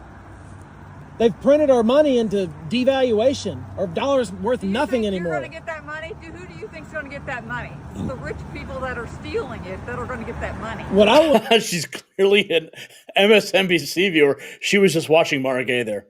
want to do is audit those rich people that are stealing it, and the rich people are all in our government. The first thing they did was fire all the auditors when they went in there. But the auditors are the ones that are responsible for the corruption because they've allowed the fraud for 100 years. Isn't that crazy? I think they're all corrupt, both sides, and I think the full thing should be audited and shut down. Well, they already did it. I know. So you're happy, right? Thanks to your buddy Trump. You love Trump. Deep down, you love Trump. You do. Deep down, you love him. You'll be talking like that in another year. What does that mean? Wait. Wait for what? What are we waiting on? All right, folks, the numbers are staggering. $55 billion in immediate savings identified. 20 million deceased Social Security recipients. 4.7 trillion in untraceable spending. But here's what's really keeping the deep state awake at night. People like Rachel Maddow, who have to cake on the makeup to hide the bags under her eyes. Yes, DOGE is just getting started. They've already forced the resignation of Michelle King from the Social Security Administration, and more heads are rolling. The question isn't if more corruption will be exposed, but how deep this rabbit hole goes. In Tim Burchett, he warned us, you're going to see a lot of congressmen with red faces when they follow this paper trail. So here's tonight's burning question. Should government officials found responsible for this waste face criminal charges or just lose their jobs? Drop your verdict. You're the judge in the comments below. And rock the revolution with our new MAGA Avengers collection featuring Congressman Ron Paul and Elon Musk. Right outside of the DOGE headquarters, our superheroes exclusively at shop.nextnewsnetwork.com, or grab one of our hats. Yeah, Next News Network hat. You got to wear it. Wear it proud. Wow, baby. Man, I love DOGE. I just love the DOGE so much. Okay, we have got, I'm just watching all of these, like, people dropping these super chats and the memberships, and I don't even know where to begin here. Emelina, $9.99. Thomas McCullough. Thomas McCullough. He's like, Pothead Kenny finally got a membership. And then Susan has just become a member. Coffee Nuts Does a Hobby, just dropping $17.76. I like that. Clever. Just a /flex. And then we got Susan Moyer. Says you rock, Seattle, Washington. And then we got Crypto Crackhead, who has become a member. Also, after that, giving 5 memberships away to Antoinette, Seeking Truth, John Kelly, Lena, Sean D, and then Posy drops $2, a Shiba Dog, super sticker, and Juan Ruiz is looking for love. Yes, he is. He is looking for a MAGA woman. Are we going to have a matchmaking session in the chat room tonight? I hope so. Let's help Juan Ruiz find a good MAGA woman. And Maria Santos dropping $9.99. Thank you, Maria. And then we have Susan also dropping $4.99. Screw Sesame Street for the Middle East. I want more for the United States. And then we got this from Viv B.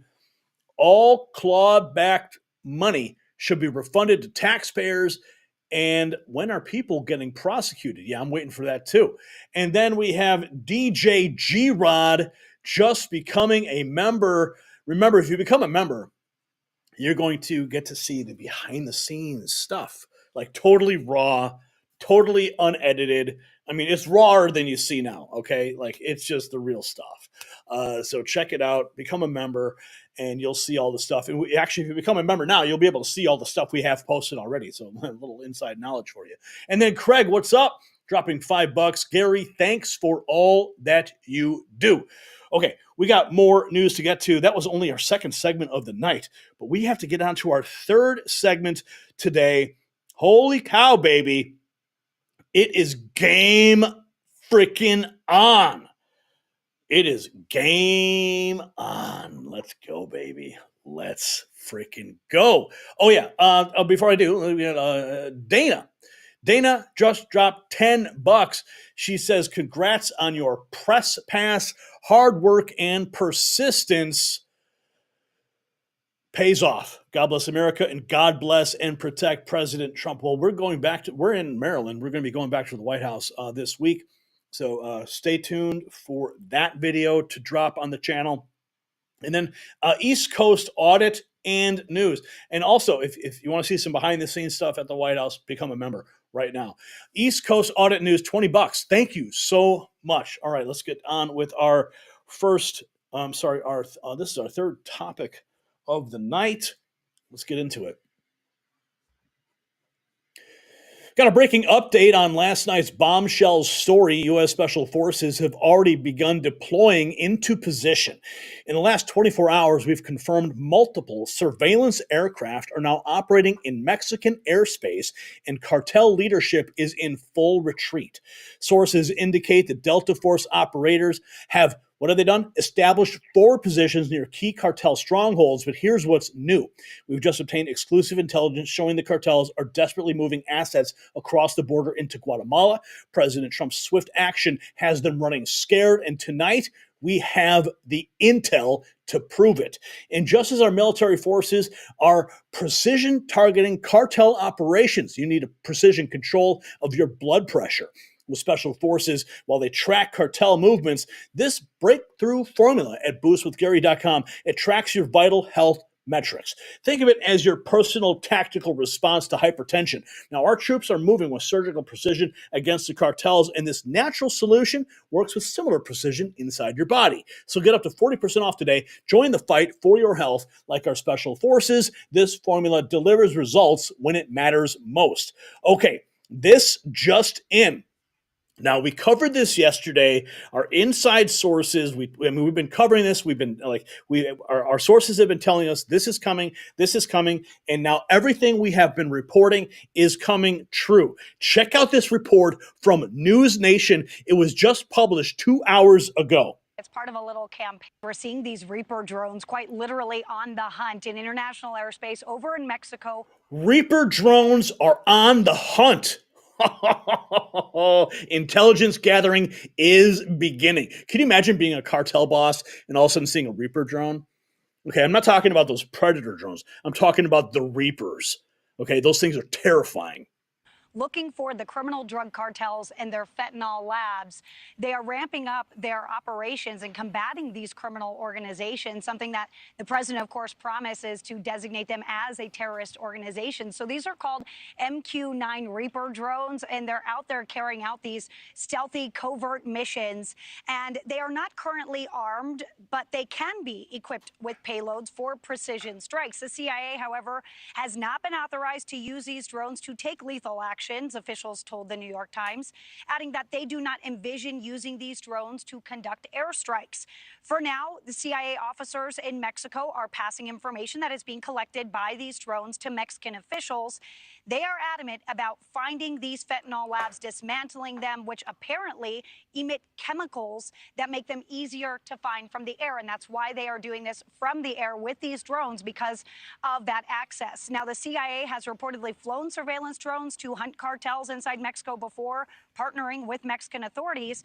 But here's the deal. With the more recent flights that were communicated to Congress, they were actually under the Trump administration using a particular notification that's reserved for new or updated covert programs that the CIA intends either to conceal or deny. That is what a source familiar with the matter said, adding that the notifications made no mention of Mexican partners this time around.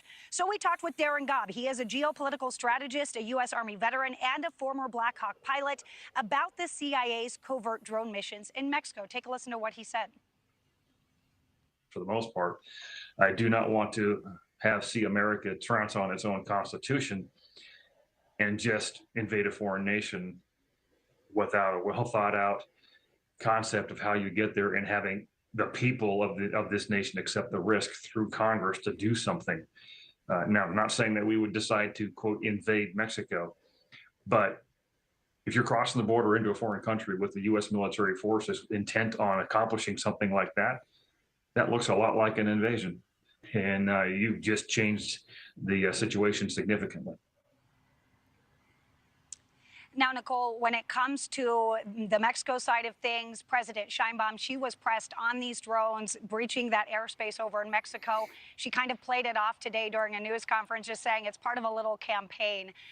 Now, when it comes to the president, he, of course, day one said he was going to crack down on the criminal cartels. This week, Nicole, we expect the president to make that formal designation of that terrorist organization for at least 6 cartels and gangs over in Mexico, Nicole. So oh, yeah, baby. It is game on. And we have this. A laser from Mexico targets a DHS helicopter. Washington Times reporting that. Here's a teacher in California handing out documents about resisting ICE and LGBTQ propaganda to kids at school. The school's funding should be cut immediately. Here's Libs of TikTok posting this. Available to me. So I printed this out today, and some other teachers asked me about it, so I thought I would share it on here too. This is from FIRM, the Fair Immigration Reform Movement. It's frequently asked questions for school officials, what to do if ICE shows up at your school. So I have this in my classroom now, available to me, and kids, anyone. I think it's a good idea for teachers to have this available to them in their classrooms at this point. Yeah, so I have that. I added it. Yeah, good for you. You can pass it out, and ICE is going to arrest you too. 23 hours ago, we have this from Kristi Noem, our new DHS secretary. Tonight, I'm announcing a nationwide and international multi-million-dollar ad campaign warning illegals to leave the country. Let's go, baby. Come to our country and you. I'm Kristi Noem, the United States Secretary of Homeland Security. Thank you, President Donald J. Trump, for securing our border and putting America first. Let me deliver a message from President Trump to the world. If you are considering entering America illegally, don't even think about it. Let me be clear. If you come to our country and you break our laws, we will hunt you down. Criminals are not welcome in the United States. For too long, weak leadership has left our borders wide open, flooding our communities with drugs, human trafficking, and violent criminals. Well, those days are over. Under President Trump, we are defending American families and restoring their safety. If you try to enter illegally, you will be caught, you will be removed, and you will never return. Follow the law, and you'll find opportunity. If you break it, you'll find consequences. Strong borders mean a stronger America. President Trump is making America safe again. Let's go, baby. America is getting safer by the minute. Aaron Rupar, who is a rabid leftist, he posted this, that a stammering Tom Homan on AOC, she's the dumbest congresswoman ever elected to Congress. Well, I mean, that's pretty much true, isn't it? And then Caitlin Bennett, anti-deportation Democrats go nuts and build a wall around me for supporting Trump. Then the cops stepped in to babysit. This is Liberty Hangout just 24 hours ago. 1.5 million views on this. I am immigrants, right? Are you building a wall and preventing me from freely moving? I'm not touching you. Okay, I'm gonna go around. They're building a wall around me right now, which I thought you guys were against that. Like, Donald Trump is ruining everything. Why are you guys building a wall and preventing someone from moving? You're trouble. Like the illegal immigrants, right? No, you're trouble. Yeah, no, they're trouble. You guys don't want illegal you guys want illegal immigrants coming to our country that rape people, bring drugs, bring crime, but I'm just here. I'm just a little woman out here. Hands up, don't shoot, right? Where's your walking stick, by the way? My cane? Are you being ableist? Louder. You need to go. For what? Name and I don't have an ID on. Okay, let's go stand over here. We're going to talk. For what? Because you cannot be out here disrupting. We are doing security, and this is the disruptor. I am security. Okay, this is Caitlin Bennett, and she's trying to go through our crowd and stir stuff up for her Christian news. She's going to come too. Okay. But we're not going to sit here and scream and yell. Okay, then I will stop screaming. That is all you had to ask. We're going to go stand over here, and then we'll continue. Are you building a wall and preventing me from freely moving? With her, I'm not touching Christian news. And we've got more. Let's keep going. Here is Real America's Voice. 24 hours ago, 30 million people crossed the border illegally through NGOs. To 30 million. Oh, my. Well, the engine to the machine is the NGOs. Without the NGOs, this cannot happen. You are looking at Congress has admitted to 30 million people across the border in 4 years. The government, Joe Biden, admitted to 30 million people in 4 years. 30 million people. Almost 17 to 18 million. So if you want to split hairs, you can go ahead. But I'm telling you, 30 million people crossed the border illegally. How did that happen? How did they get 30 million people from 180 different nations out of 195 nations on planet Earth? Well, they did it from international NGOs through the through the UN, USAID. We paid international NGOs to move millions of people onto the border, cross the border, and then we paid through FEMA and DHS through FEMA, paid domestic NGOs, which they're blurred between the international and domestic, and moved 30 million people into America. And when you go through the statistics, the data of who these people were that crossed in the border, let me tell you, you are looking at millions of criminal aliens. You're looking at least 1 million terrorists. It's called special interest aliens, SIAs. You can split hairs all you want, but our government purposely destroyed our sovereignty and put us in the most dangerous position in American history. And we're still in that danger zone right now. We're in the danger zone. President Trump taking us out of it. As we recently reported, the Mexican Senate has approved the special operations of our military inside of Mexico. But your tax dollars, my tax dollars, paid for this invasion. And it's all coming to a grinding halt. Thank God, finally. And here we have more. 7 hours ago, this is Nick Sortor, a minivan being used for deportation efforts by ICE, set on fire in Philadelphia. Look at this video footage. I mean, we're looking at this is like terrorism. I mean, who does this? I mean, only rabid leftists who want the invasion to continue would strike violence. I mean, this reminds me of the violence we saw when President Trump was inaugurated back in 2016, right? But this is what we're seeing right now.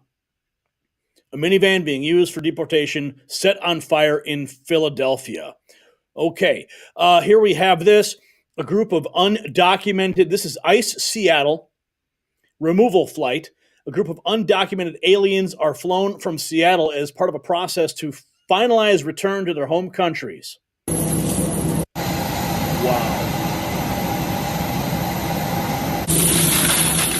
Look at this is, it's like I'm watching Con Air. Remember that movie? Con Air with Nicolas Cage.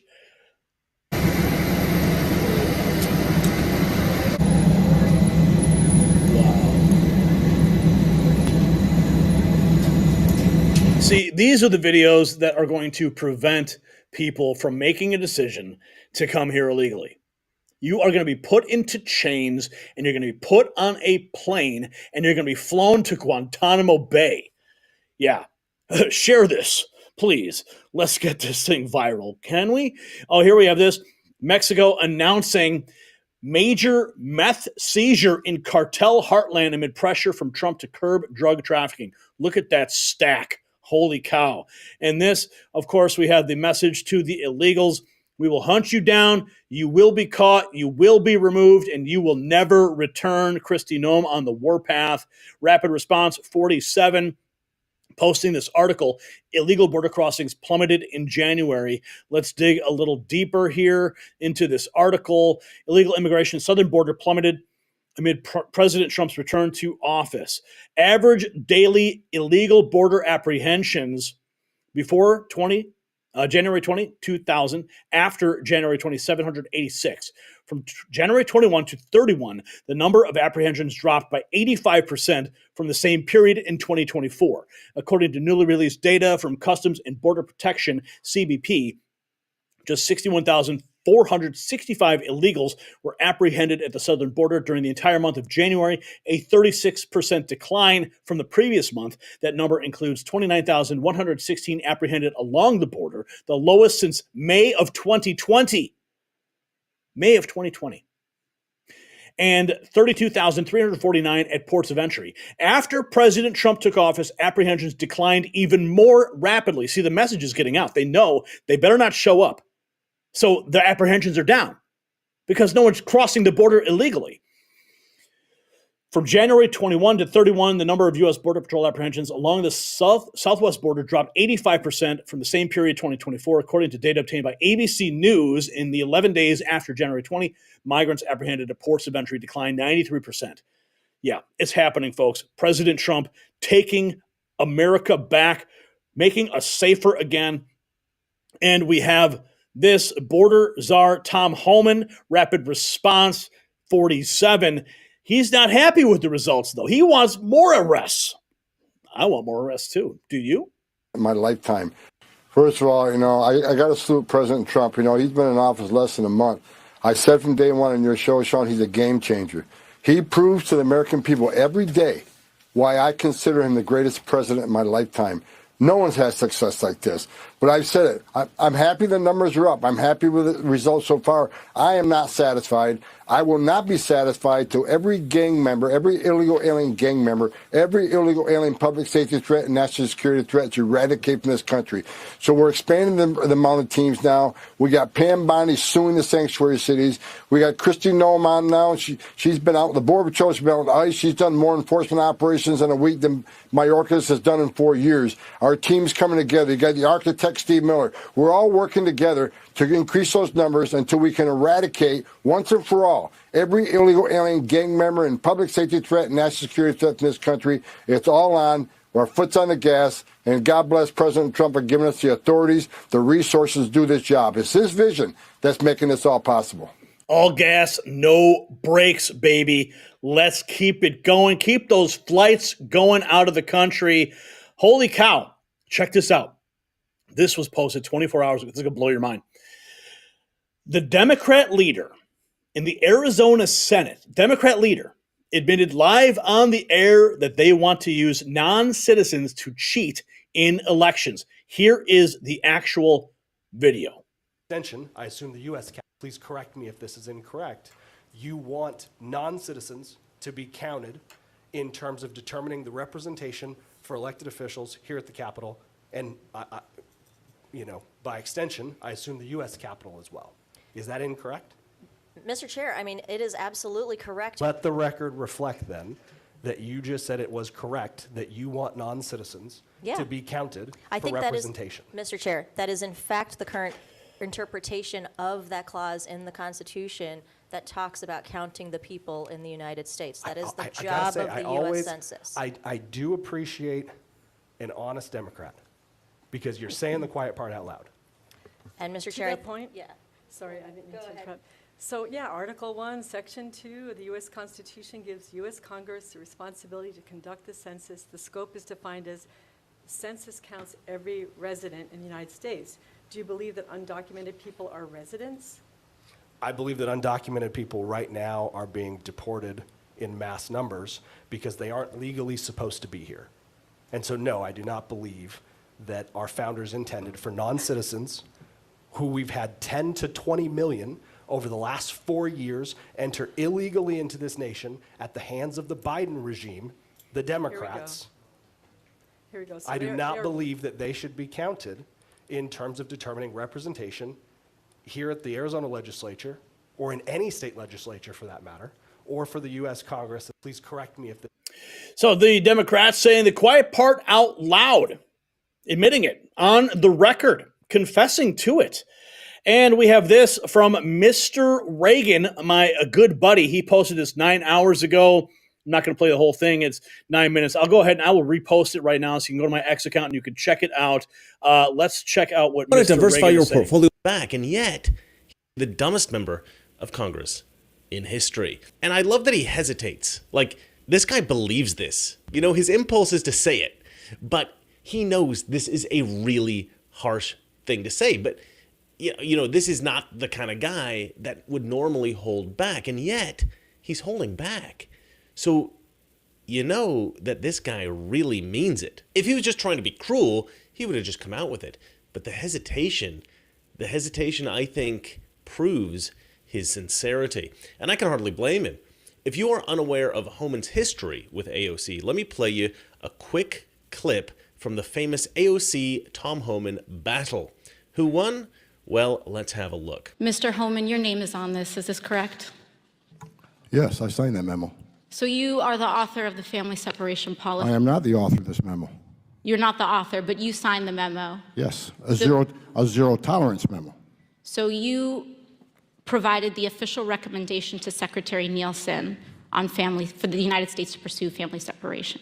I gave Secretary Nielsen numerous recommendations on how to secure the border and save lives. And so the recommendation, of the many that you recommended family separation. I recommended zero tolerance. Which includes family separation. The same as is with every U.S. citizen parent gets arrested when they're with a child. Zero tolerance was interpreted as the policy that separated children from their If I get arrested for DUI and I have a young child in the car, I'm going to be separated. When I was a police officer in New York and I arrested a father for domestic violence, I separated that father Mr. from his Homan, family. with all due respect, legal asylees are not charged with any crime. When you're into the country illegally, it's violation 8 United States Code 1325. Seeking asylum is legal. If you want to seek asylum and go through the port of entry, do it the legal way. The Attorney General of the United States has made that clear. Okay. This was the intellectual equivalent of watching a rag doll get torn apart by a grizzly bear. It was like a female boxer in the ring with a transgender boxer. It was Joe Biden versus a flight of stairs. Oh, man. You got to love Mr. Reagan, man. Give him a follow. All right, folks. So the last 24 hours have seen unprecedented military activity. We got the imagery.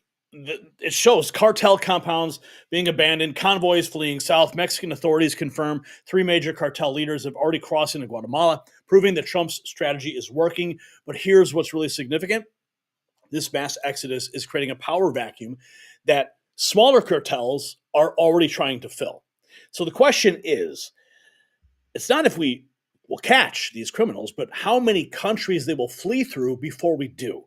So tonight's urgent question: should President Trump extend military authorization to pursue cartel leadership into Guatemala and other Central American countries, or would that spread our forces too thin?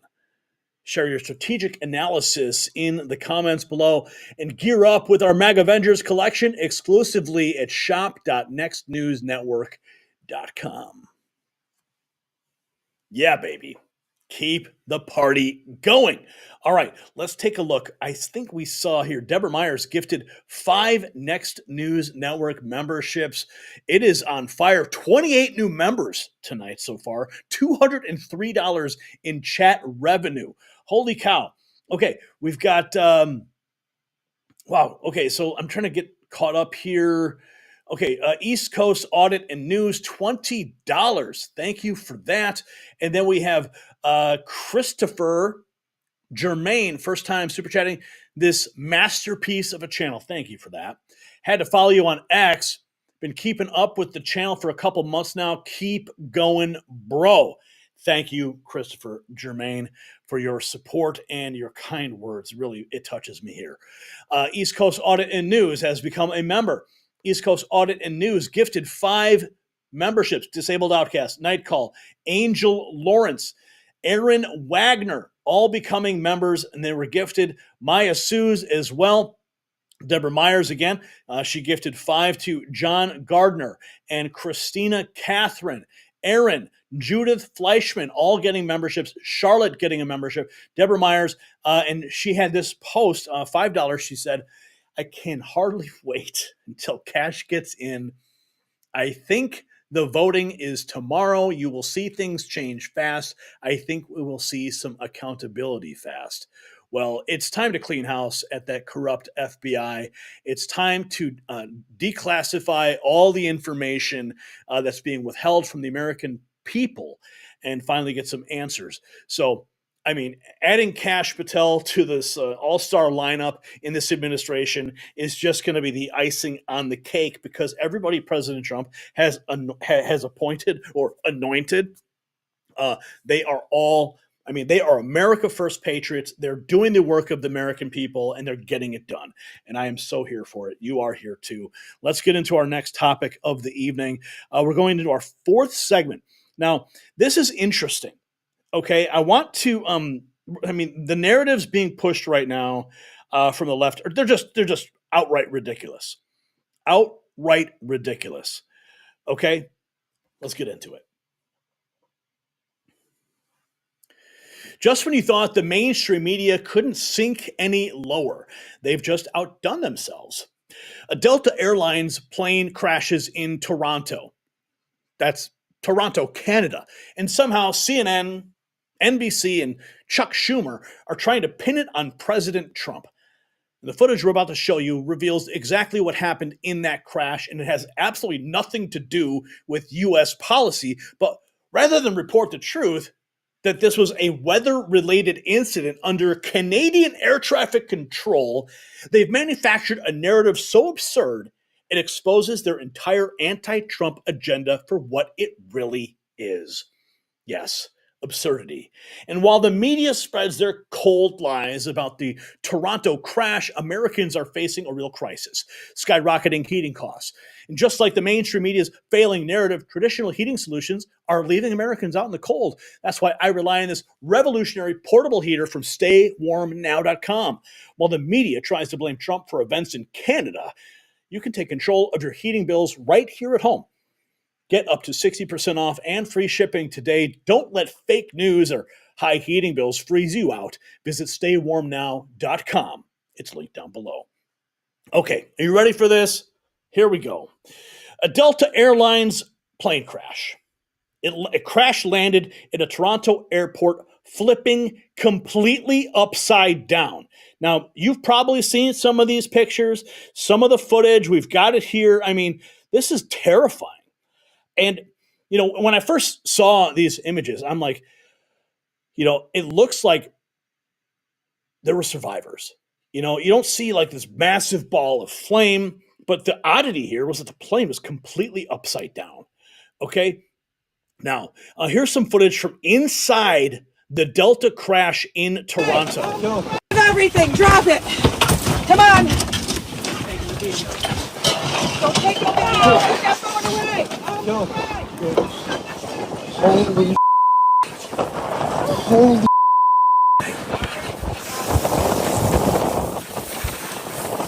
Holy. Oh my.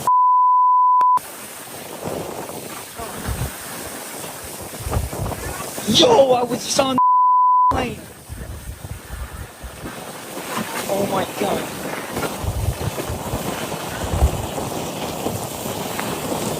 Yo, I was just on the plane. Holy. You know, I watched this plane crash. I watched the video of the plane crash as I was departing to go to CPAC. And like literally, like our plane was taking off and I'm watching video of a plane crash. It was terrifying. It was a Delta Airlines CRJ 900 crashed and settled upside down at Toronto Pearson Airport. Thankfully, all passengers survived and accounted for. Absolutely great news. Now, Caroline Levitt, 7 hours ago, just delivered a slam dunk fact check on Chuck Schumer for blaming the Delta plane crash on Trump. It's incredibly irresponsible. We don't know if it was a failure of equipment or if it was weather, if it was pilot error, if it was something else. And yet you get the minority leader in the Senate immediately pointing fingers at the president. Your response? It's incredibly irresponsible for Chuck Schumer to say such a thing when the investigation is still underway. And as you rightfully pointed out, John, this crash unfortunately took place in Canadian airspace with Canadian air traffic controllers overseeing it. And the facts about the FAA are that no air traffic controllers have been let go by Secretary Duffy or this new administration. In fact, Secretary Duffy has put great emphasis on hiring the best and the brightest air traffic controllers who want to be part of the FAA, and President Trump signed a very strong executive order to ensure that the FAA and all federal government agencies are focused on merit and skill-based hiring. We want the best and the brightest, the most competent individuals in positions, especially of public safety at the FAA, the Department of Transportation, and all departments across this federal government, so we can best serve the American people. So while Secretary Buttigieg and the Biden administration sat on their hands when it came to aviation safety for 4 years, this administration is taking it seriously and is actively recruiting the best and the brightest to join this very important field. We don't know if the best and the brightest for America. Winds and ice may have been a factor in the crash landing at the Toronto airport. Delta Airlines Mitsubishi CRJ-900 call sign N932XJ crashed onto the runway during a hard landing at Toronto Pearson. Okay, I think we have some video footage. I guess this is some distant footage. I mean, look at this stuff. This is all because of President Trump, right? Yeah, give me a break here. Could happen once you're in the air. Very, very easy to control and continue on your way up in the sky. But yeah, the takeoff and landing is the times where crew members will tell you that that is the times where things could go wrong. So again, this site here live right now for you out in Toronto at the International Airport. Flight upside down after this crash landing, and we'll continue to bring you. Okay, we've got more here. CNN host Dana Bash places the blame of the Toronto plane crash on President Trump, Elon Musk, and DOGE. Up on this. This is happening against the backdrop of massive cuts across the federal government, including at the FAA. Just going to put some up on. I mean, this is all happening on the backdrop of Donald Trump. Screen. Hundreds of FAA employees have been laid off as part of Elon Musk going through all the federal agencies and then Okay. I mean, FAA, they work in the United States. I mean, the fact that CNN would go this far and reach this far, it just goes to show you that they just keep going lower and lower. On the FAA, we have 10% of the CDC workforce, 3,400 at the U.S. Forest Service, 2,200 at the Interior Department, 2,000 at the Department of Energy, 1,000 at the VA. I mean, first of all, I take one look at those numbers and I applaud them. I say double them, cut them all. Anyone who's worthless in the federal government should lose their jobs. Yeah, listen, and so far, at least if you kind of look at how Americans, Trump voters in particular, are reacting, so far this is something that they haven't really been affected by. You do hear from some GOP senators who are in some of these states where they're public parks, for instance, raising some alarms. But so far, these cuts, because they are directed at federal workers who the right has been expert at demonizing as lazy, as working from home, as costing too much, because they've been demonized. A lot of Americans say, too bad, so sad that they're being axed. We'll see how long that lasts. We'll see if there is any trickle-down effect for average Americans. I just want to read what Chuck Schumer, the top Democrat in the Senate, said. I'm thankful that everyone in the flight incident in Toronto that took off from Minneapolis is safe, but we keep seeing these incidents day after day. Meanwhile, Trump's doing massive layoffs at the FAA, including safety specialists, and making our skies less and less safe. Yeah, I mean, this is a despicable narrative being pushed. New audio between a nearby medevac helicopter and air traffic control at Toronto Pearson shows crew responding after the crash. All 80 people on board were evacuated. But then they said, hey, look, Terry, you can hear the pilots in this audio talk about this, and they go back and forth. And there's also a medevac helicopter in the area. They were on the approach. Then they were told to hold off. But then they said, hey, look, we're a medevac helicopter. We can assist with this. I think we have that audio, so let's listen. Flight 1 medevac, I got no traffic here, so just let me know what you'd like to do. We just had a crash on runway 23 here. Flight 1 medevac, just so you are, there's people outside walking around the aircraft there. Yeah, we've got it. The aircraft there's upside down and burning. And that is the conversation between the medevac helicopter and the tower. As soon as they heard about this incident, they went over to that area, went overhead, and they see these people out and about. And that is the good news, that all 80 passengers we now know made it out of this aircraft safely. Terry, that is good news. But the bad news is they're using this narrative against President Trump. New York Post, 6 hours ago, Delta Airlines plane flipped upside down after extreme weather. Extreme weather, including 20 inches of snow. Yeah, President Trump called down the snow, didn't he? Here's more. Insane footage released by ABC shows survivors inside the wreckage, still strapped to their seats.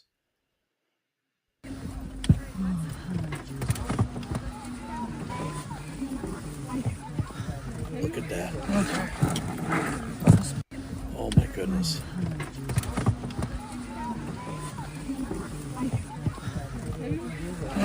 Well, thank God they're alive. Thank God they are alive. Oh my goodness. Here is Nate Foy in his report just 4 hours ago. Comments that he made this morning. Hey, John, well, I had the opportunity to ask the Toronto Pearson fire chief to clarify some comments that he made last night that sparked some confusion because he suggested that the elements, the snow and the wind, may not have played such a major role in the plane crash. Take a look at our exchange earlier. Can you tell me what it was like out there on the runway as you were doing your job? Was the runway dry and the wind gust? How did it impact you? I know I provided a little bit of information yesterday for transparency. Today, now we have an active investigation. Therefore, any of those questions would have to be directed toward Transportation Safety Board. Yeah, John, and now that plane will stay on the runway for the next 48 hours as the Transportation Safety Board of Canada leads the investigation with help from the FAA. The airport CEO also credited the plane's cabin crew who helped lead the evacuation with the plane upside down. Everything, drop it. Come on. Seriously, a miracle that nobody was killed. Take a look at how the plane got like that. It comes down actually right side up, but you see it comes down on its side. The wing immediately detaches, and then the plane slides down the runway with fire under it as the fuselage rotates upside down. There was no warning from the pilot.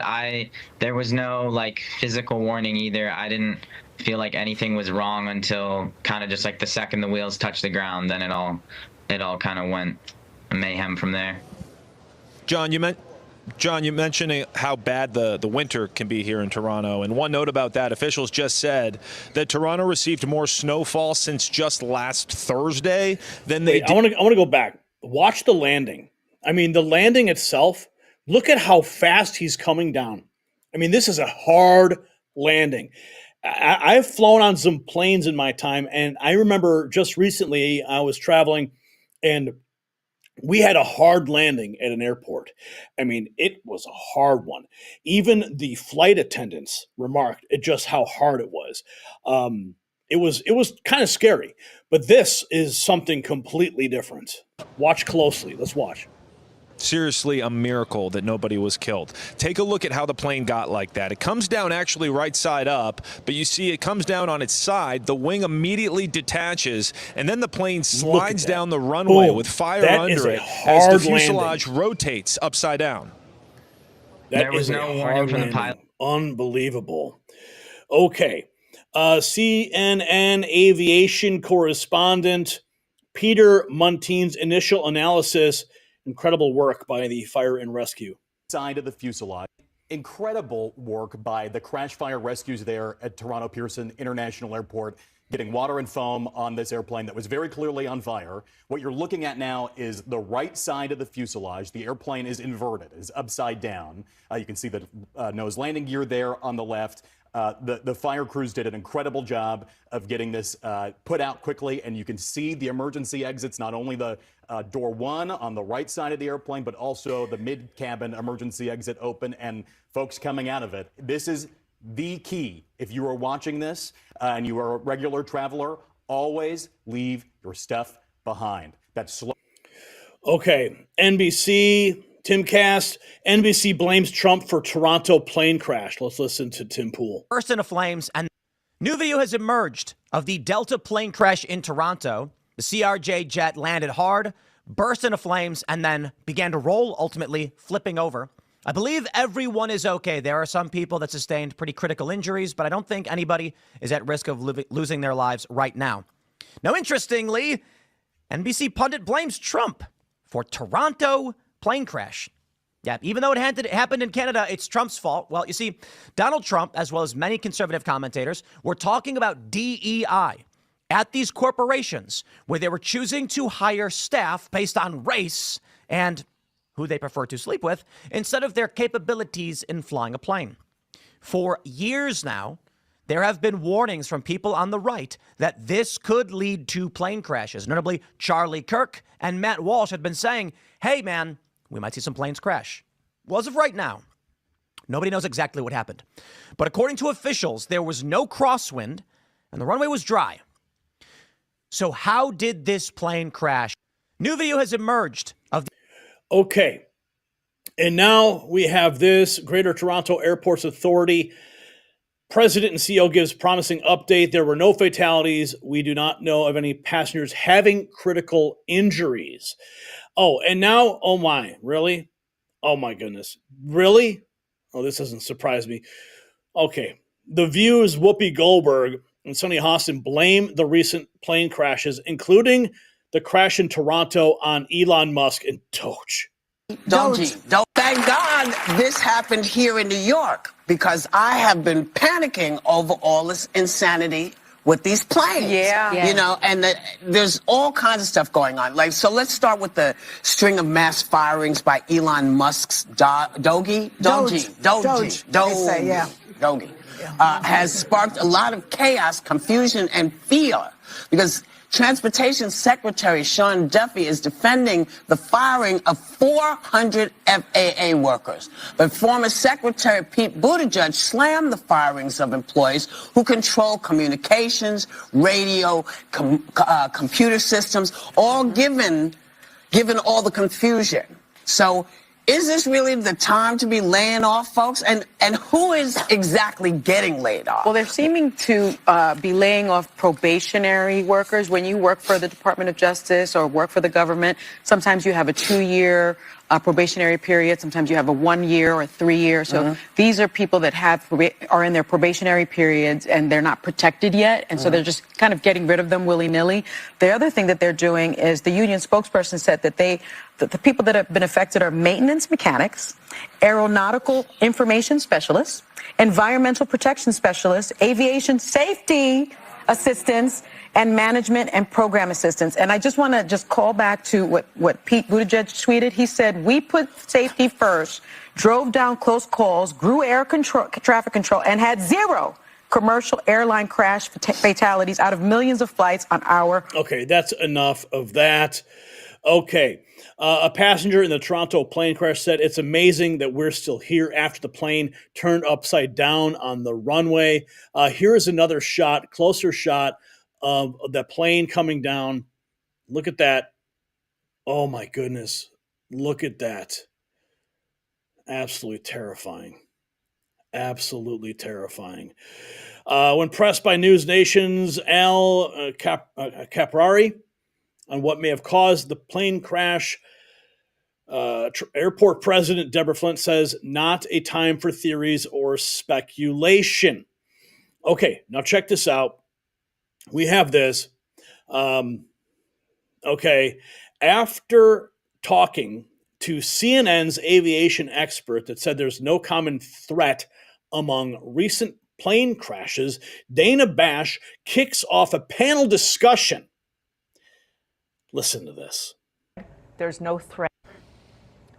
Pete, thank you. We're extremely lucky to have you with us. Explain everything to us. Talk to you soon. I'm back here with our fantastic panel. Okay, I want to make it clear. The expert comes on, okay?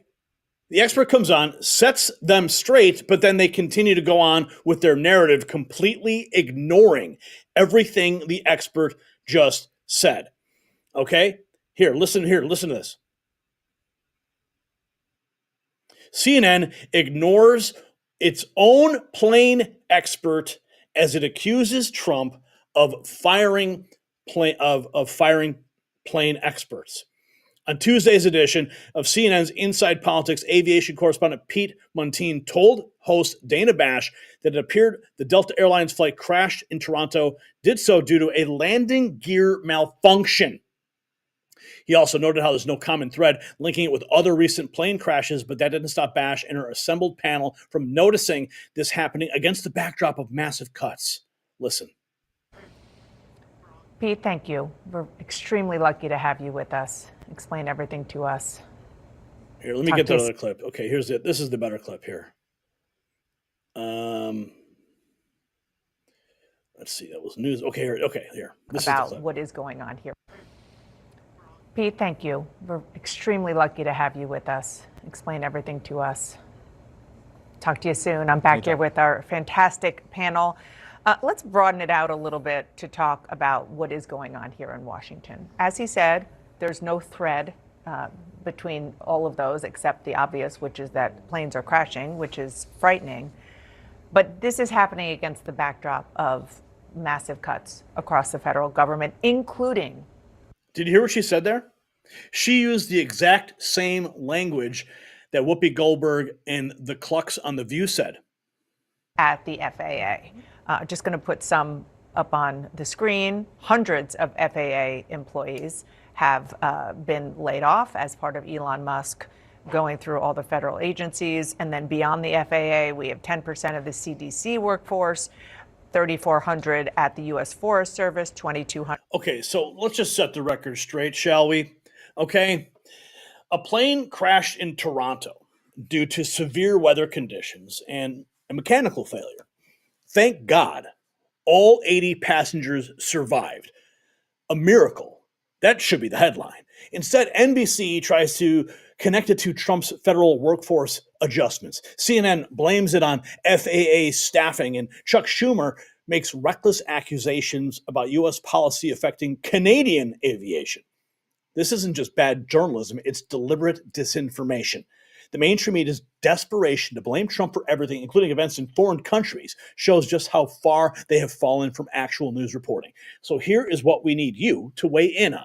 Should news organizations that deliberately spread misinformation about the president be banned from White House press briefings? Share your thoughts in the comments below and fight fake news with our MAG Avengers gear exclusively at shop.nextnewsnetwork.com. All right. Unbelievable, man. These people have no shame at all. Let's check in. Looks like we got some more. Okay, check this out. Court rules Biden's pardons are null and void? What? Let me see here. Mr. Yogi Bear dropping $9.99. Court rules Biden's pardons are null and void. We're going to have to look a little deeper into that. Brian, what was that you said? You said something here? You heard the opposite. Okay, well, all right, we'll figure that out. Todd, check into that real quick, and maybe we can get some clarity on that for tomorrow's show. R. Boyd gifted 5 memberships to, here we have R. Boyd dropping the memberships. Differ received one. Star Seed Lamel received one. Joe K. J. Book. Jenny P. all getting memberships. We're now at $213 in super chats and 34 new members. Holy cow. This is huge. I love you guys. And again, if you become a member, you have access to some of the behind the scenes stuff that we've been posting over the last couple of weeks in our travels to DC, to the White House, and here to Maryland, where we are at the Gaylord Resort, where CPAC is taking place this week. As you can tell, I'm not in my traditional environment, but you're here with me no matter where I go, and I'm blessed for that. Okay, let's check this out. Lots of new executive order news. I am loving it. I checked on the, well, I'll get to that in a second. Let's just get this story going and break some news. Breaking news tonight, President Trump has just signed 3 executive orders that are sending shockwaves through the Washington establishment. We're talking about radical transparency requirements that are forcing government agencies to reveal where every dollar goes. The deep state bureaucrats who've been hiding behind closed doors, well, their time is up. From lowering IVF costs to establishing new oversight of independent agencies, these orders are reshaping how government works. But what the mainstream media won't tell you is how these changes are already saving taxpayers billions. The swamp creatures are running scared, and tonight we will show you exactly why. And just as President Trump is cracking down on government waste, it's time to crack down on the waste in your power bill. While his executive orders expose the deep state's energy waste, your home could be wasting electricity right now. That's why I'm introducing this revolutionary device from don'twastepower.com. It works like Trump's oversight measures, identifying and eliminating waste in your home's electrical system. Like Trump's war on bureaucratic waste, this device fights back against power company greed. Order now for 65% off and start winning your own war against wasteful spending. Now, I checked in on the president's schedule today. He has been at Mar-a-Lago since Valentine's Day when we were there at the White House watching him depart. And some would argue, oh, he's not doing anything. He's just golfing. He's not getting anything done. Well, guess what? President Trump gets stuff done every single day. Whether he's golfing, if he's golfing, he's making decisions. He is affecting this country. He's making America great again. And case in point, okay, he's at Mar-a-Lago signing executive orders. All right, check this out. President Trump signs executive order on expanding access to IVF. Remember, they told you that Trump was not going to do that? Trump was going to restrict reproductive rights? Well, here he is, expanding access. Fact sheet. President Trump expands access to in vitro fertilization. The White House putting out this memo. The team at DOGE has now uncovered this too. Social security checks are being sent to millions of people no longer alive, from 120 to 129 years old. 3.5 million people. From 130 to 139 years old, 4 million. From 140 to 149 years old, 3.5 million. President Trump is ending waste, fraud, and abuse. Let's listen. Over 100, but look at this, from 90 to 99, Social Security, 6,054,000 people. Well, that's okay. Maybe that's possible. 90 to 99, maybe it's possible. That's a lot of people, though, at that. But people that live to 100 to 109, 4,734,000. Wow, that's a lot. That means over 100 years old. There are 4 million people. I don't know too many. I know people that are doing great in their 90s, but not too many people over 100. But over 120, from 120 years old, people that are 120 years old up to 129, 3,472,000 people. Wow. That can't possibly be, because the record is like, I think it's one person, a woman, lived to 127, but they have 3,472. Okay, but now we're going really in. People from 130 years old to 139-year-old, 3,936,000. Wow. I wonder if people are getting paid with all this. I mean, are these checks, and that's what we're checking right now. People from 140 years old to 149 years old, 3,542,000, 140 years old and beyond. Now we're really going, because we're looking to break the record by 25 years. People from 150 years old to 159 years old. 1,345,000. These are in the, by the way, these are in the computer files. This is what they do well. They're super. I asked Elon, who are these DOGE people? He said they're super brilliant computer people and they love the country. It's simple. Wait a minute. People from 160 years old to 169 years, 121,000. So 160-year-old people. 170 to 179,000, 6,087. But now, let's go into the real numbers. From 200 to 209 years old, 879 people. From 210 years old, I haven't met any of them. And if I did, I would bless them. I would worship the ground they walk on. 210 to 219 years, 866.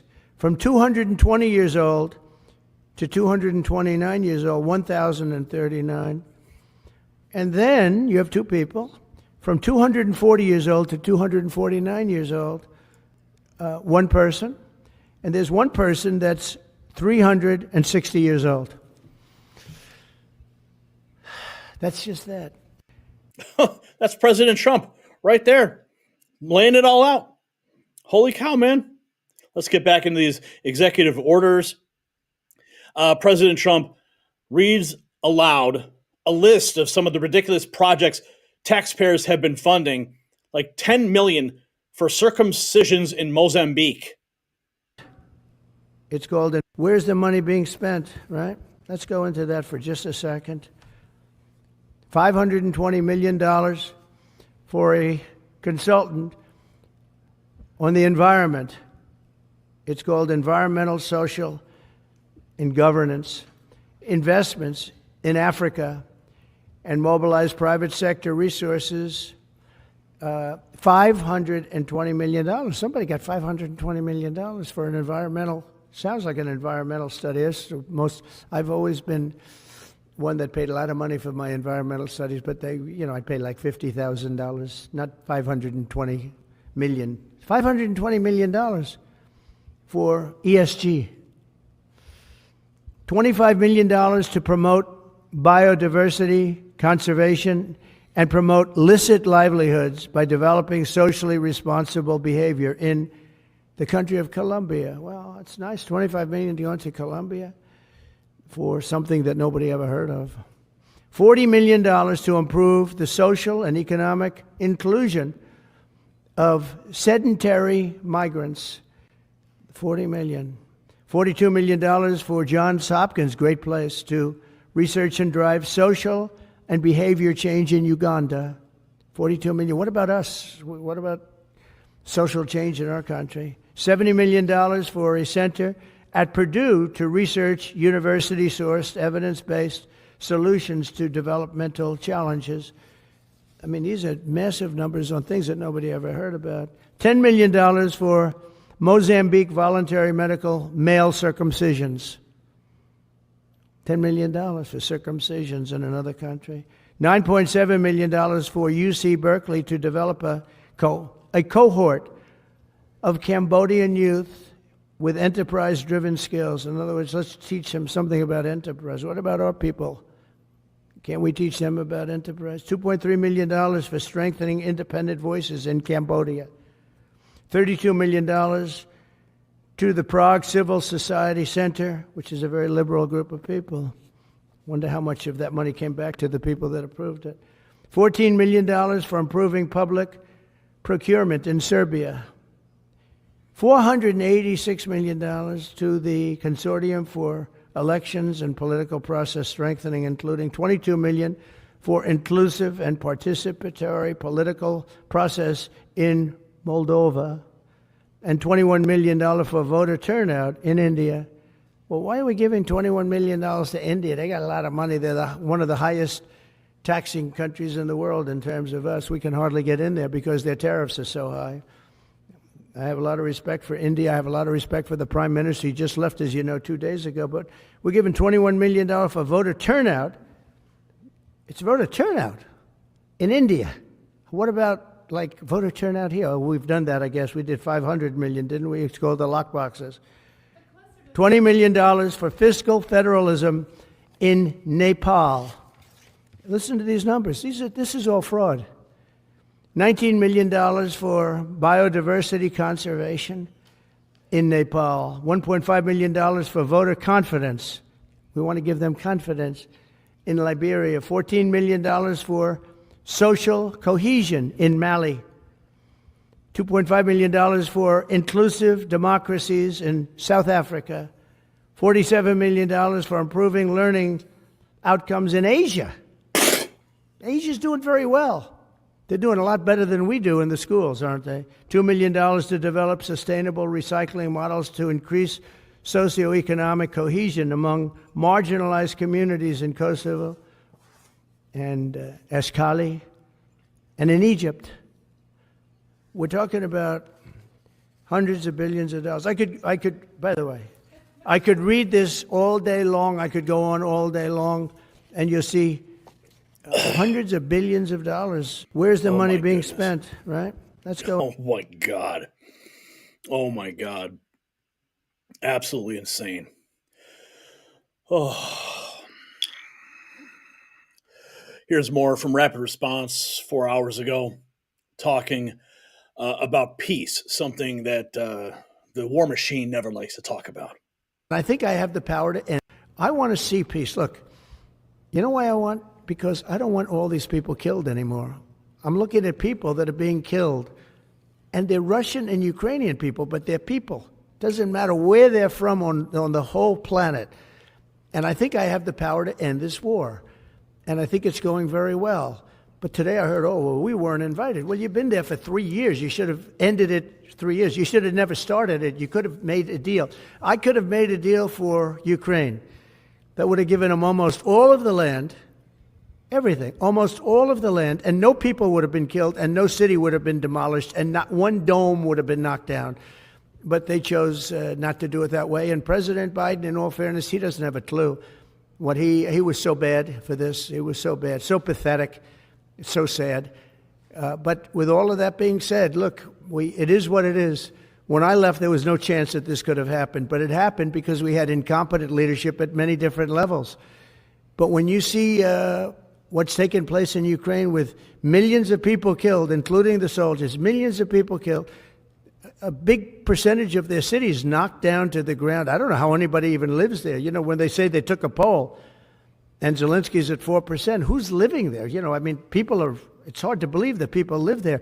Their cities are being knocked down, and this is something that would have never happened. And by the way, for 4 years, it didn't happen. It was never going to happen. Go ahead. Yeah. They just kept dumping money into it.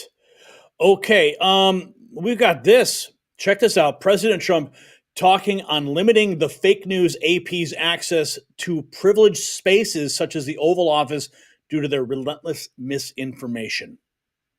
Illegal. What would it take for you to reconsider the restrictions on the Associated Press?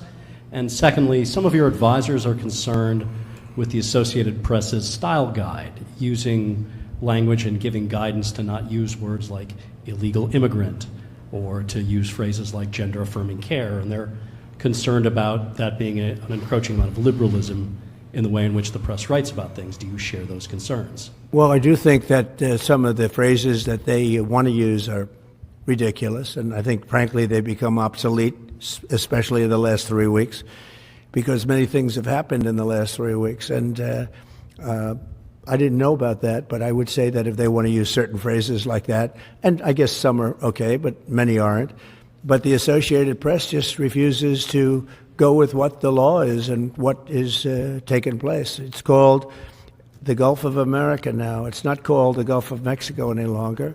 I have the right to do it, just like we have the right to do Mount McKinley, and nobody's even challenging that.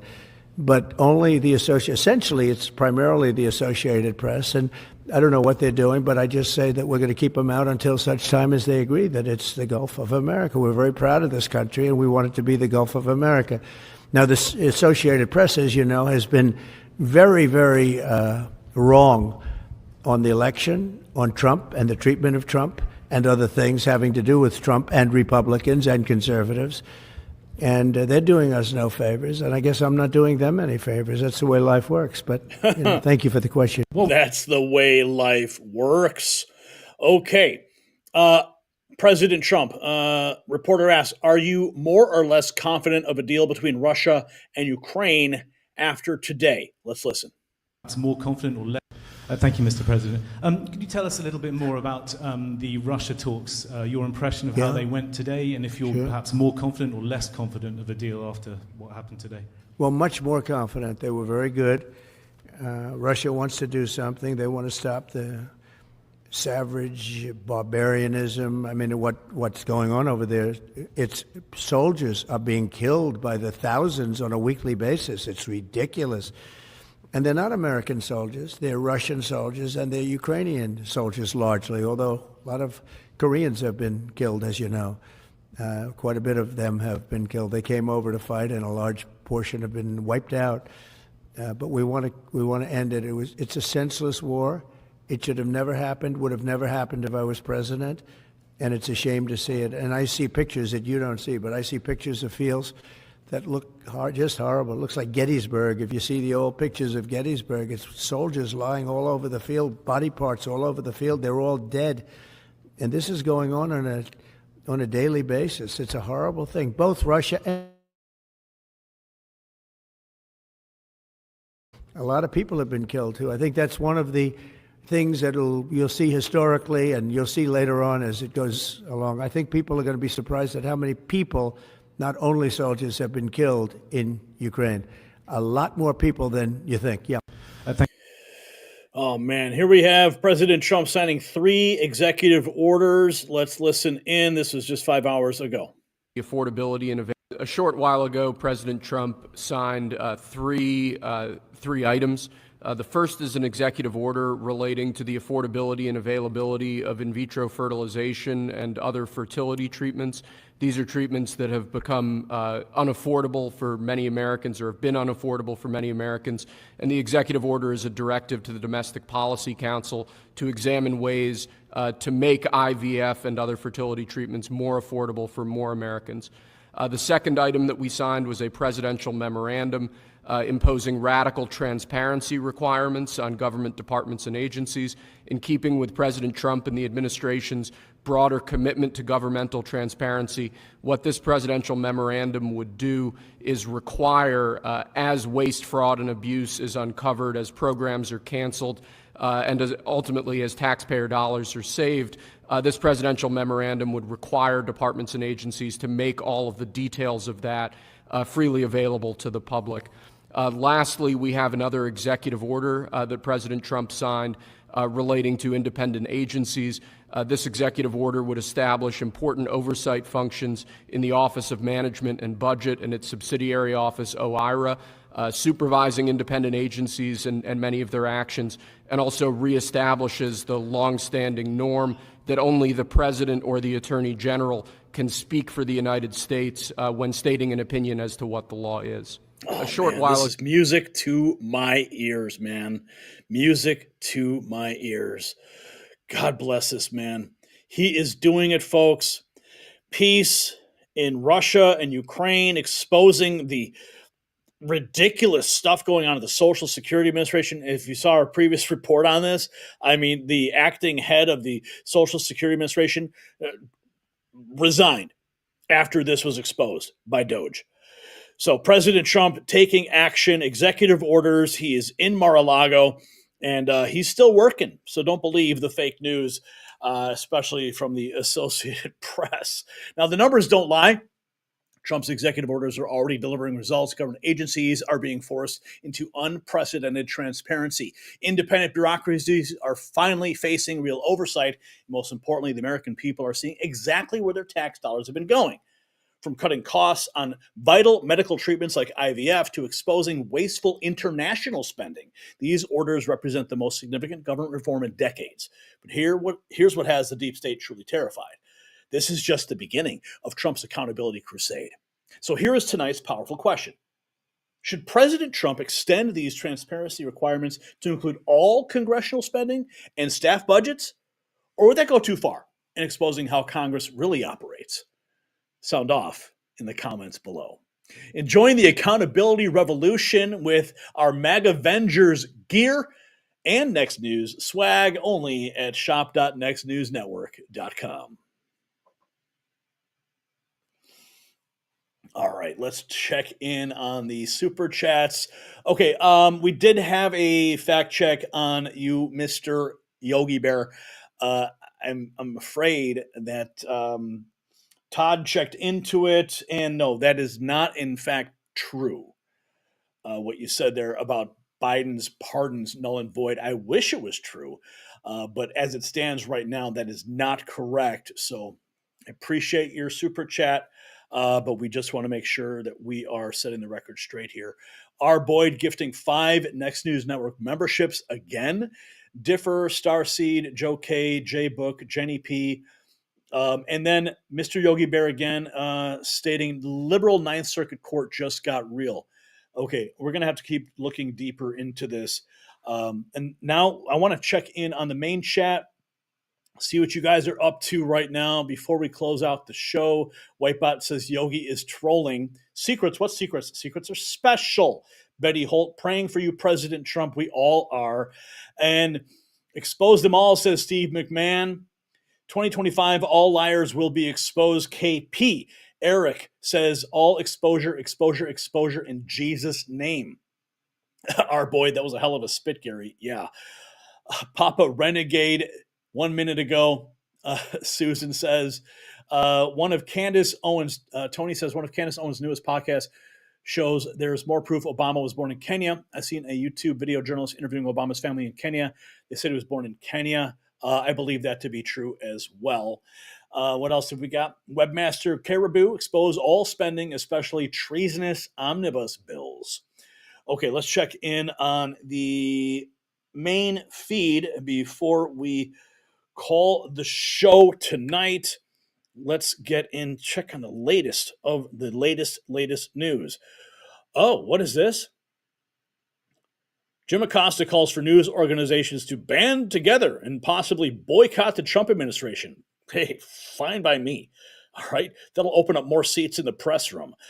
11 seconds ago, President Trump is bringing General Flynn back into his administration. This is a bold move to restore strength. We need leaders who stand up for America, not cower to the left. Is that true? General Flynn? Let's go, baby. I want to see that. Okay, this is Mel Gibson exposing Hollywood. I'm down for that. 45 seconds ago, Biden abandoned our astronauts in space, all for his own political games. What a disgrace. And Elon Musk is, of course, going to go rescue them. What else have we got here? Trump is saving the Ukrainian people from a totalitarian dictator, and the media want you to believe this is a threat to democracy. Yeah. What else have we got here? U.S. invaded from worldwide aliens at the San Diego border. Matt Gaetz details found fake passports, IDs supplied by NGOs with our tax dollars. Zelensky says he no longer feels supported by the U.S. I'm so... cry me a river. Okay, folks, we got more work to do. You know how this show goes. Even though the stream is over, my work is never done. We will be back tomorrow night, but that's quite a night we've had. We've covered ground-shaking developments that the mainstream media either won't touch or is actively trying to distort. So let's recap what we have learned, because every single American needs to understand what's happening right now. President Trump has launched a direct assault on China's attempt to buy up our farmland. It's not just about agriculture, it's about national security, food security, and American sovereignty. While other politicians took Chinese money, Trump is taking action to protect our homeland. Then we exposed the biggest financial scandal in government history, $4.7 trillion in untraceable spending. Yes, the resignation of the Social Security Administration's acting head is just the beginning. DOGE's investigation has already saved taxpayers $55 billion, and they're just getting started. The swamp creatures are running for cover, and believe me, they should be. We brought you exclusive details about the unprecedented military action against the drug cartels with Mexico's approval for U.S. Special Forces operations on their soil. This is what real border security looks like. The 90% drop in illegal crossings since Trump returned speaks for itself. And just when you thought the mainstream media couldn't sink any lower, they tried to blame Trump for a plane crash in Toronto, Canada. Their desperate attempts to pin everything on Trump have exposed them for what they truly are, propagandists and not journalists. And finally, we revealed how Trump's new executive orders are bringing unprecedented accountability to government, from lowering medical costs to imposing radical transparency requirements that have the bureaucrats shaking in their boots. So to everyone who sent in super chats and Rumble rants tonight, thank you. $223. Wow, that's amazing. You guys, your voices matter. We are here to amplify them. And this show exists because of patriots like you who refuse to let the truth be silenced. Yes, but if you value real news and you want to help us keep exposing the stories they don't want you to hear, please consider supporting us through the donation links in the description. Every dollar helps us fight back against the mainstream media's propaganda machine. And don't forget to visit our merch shop, link down below. Check it out, browse the shop, pick out something, buy a gift for a friend. It's our exclusive limited edition Next News swag. Lets you wear your commitment to truth proudly. The Mag Avengers collection that I personally designed, it's flying off the shelves, so don't wait. And remember to text the show to everyone you know who cares about the truth. Follow us on Rumble and X to ensure you never miss a beat. The censors cannot stop us if we stand together. This is the Raw Feed. We'll see you next time. Welcome to the 34 new members who now have exclusive behind-the-scenes access to the Next News Network team. Now, we'll see you next time tomorrow night as we continue to expose the truth they don't want you to know, just a few miles from the swamp over here in Maryland, covering CPAC. Good night, Patriots.